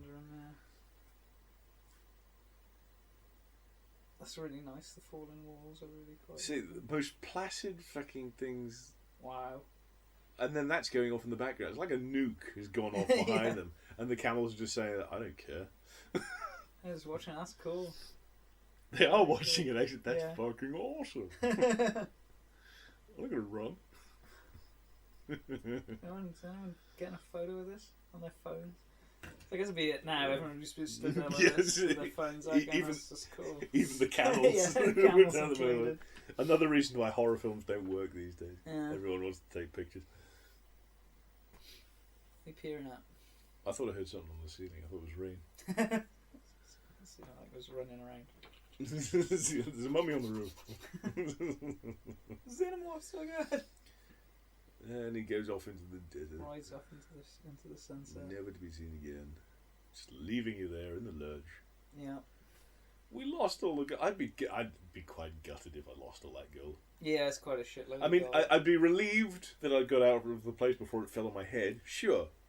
It's kind of the enough sort of gold to sort of kind of realign a country's debt. Really. Yeah. Kind of, wipe out world debt insane, entirely. Actually, I think.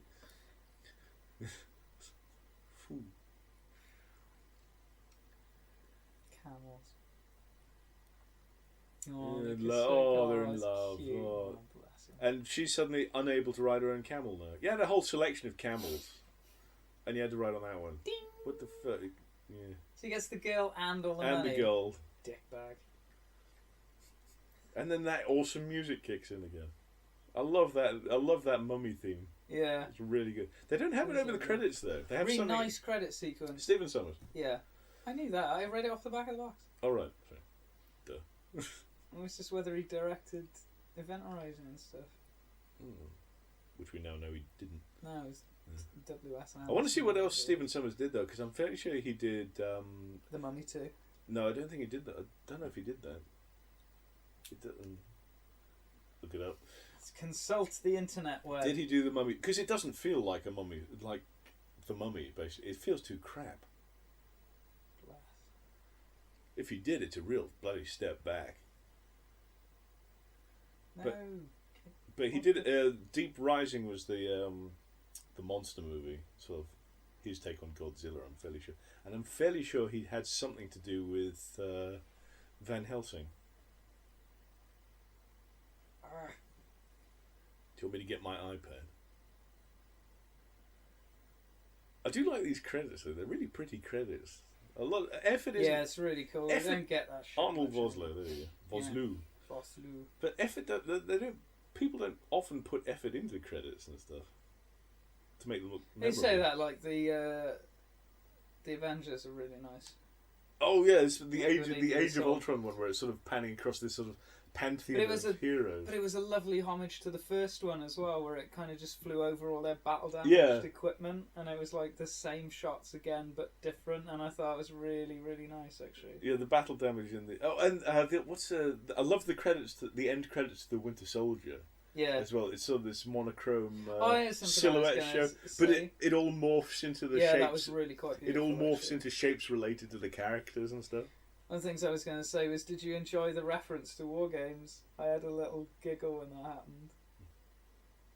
In Winter Soldier, Oh, yes. she goes into the thing and she's firing up the computer. Do and she you goes, want to "Do you play want a to play a game?" game?" And he's just looking at her, and she's like, It's "It's from a movie." No, never mind. Yeah, he goes, yeah, I've seen it. Because she's about to explain it because he hasn't got any of the references up until I that don't point. think you're going to be a happy bunny. Oh, did he do it? Did he do? He didn't just do that one either. Oh, what else has he done? Director, 11 movies. Come on, IMDb. Got to find out if Deep Rising and Oh Jesus! what has he done? Oh dear! What's he done? Oh, he's committed some crimes against film. Oh, what's the damage? The Mummy, 1999, Good. which is awesome. The Mummy Returns, Oh 2001. no! Van Helsing, Yeah, I knew he'd done 2004. that. I was sure he'd done that.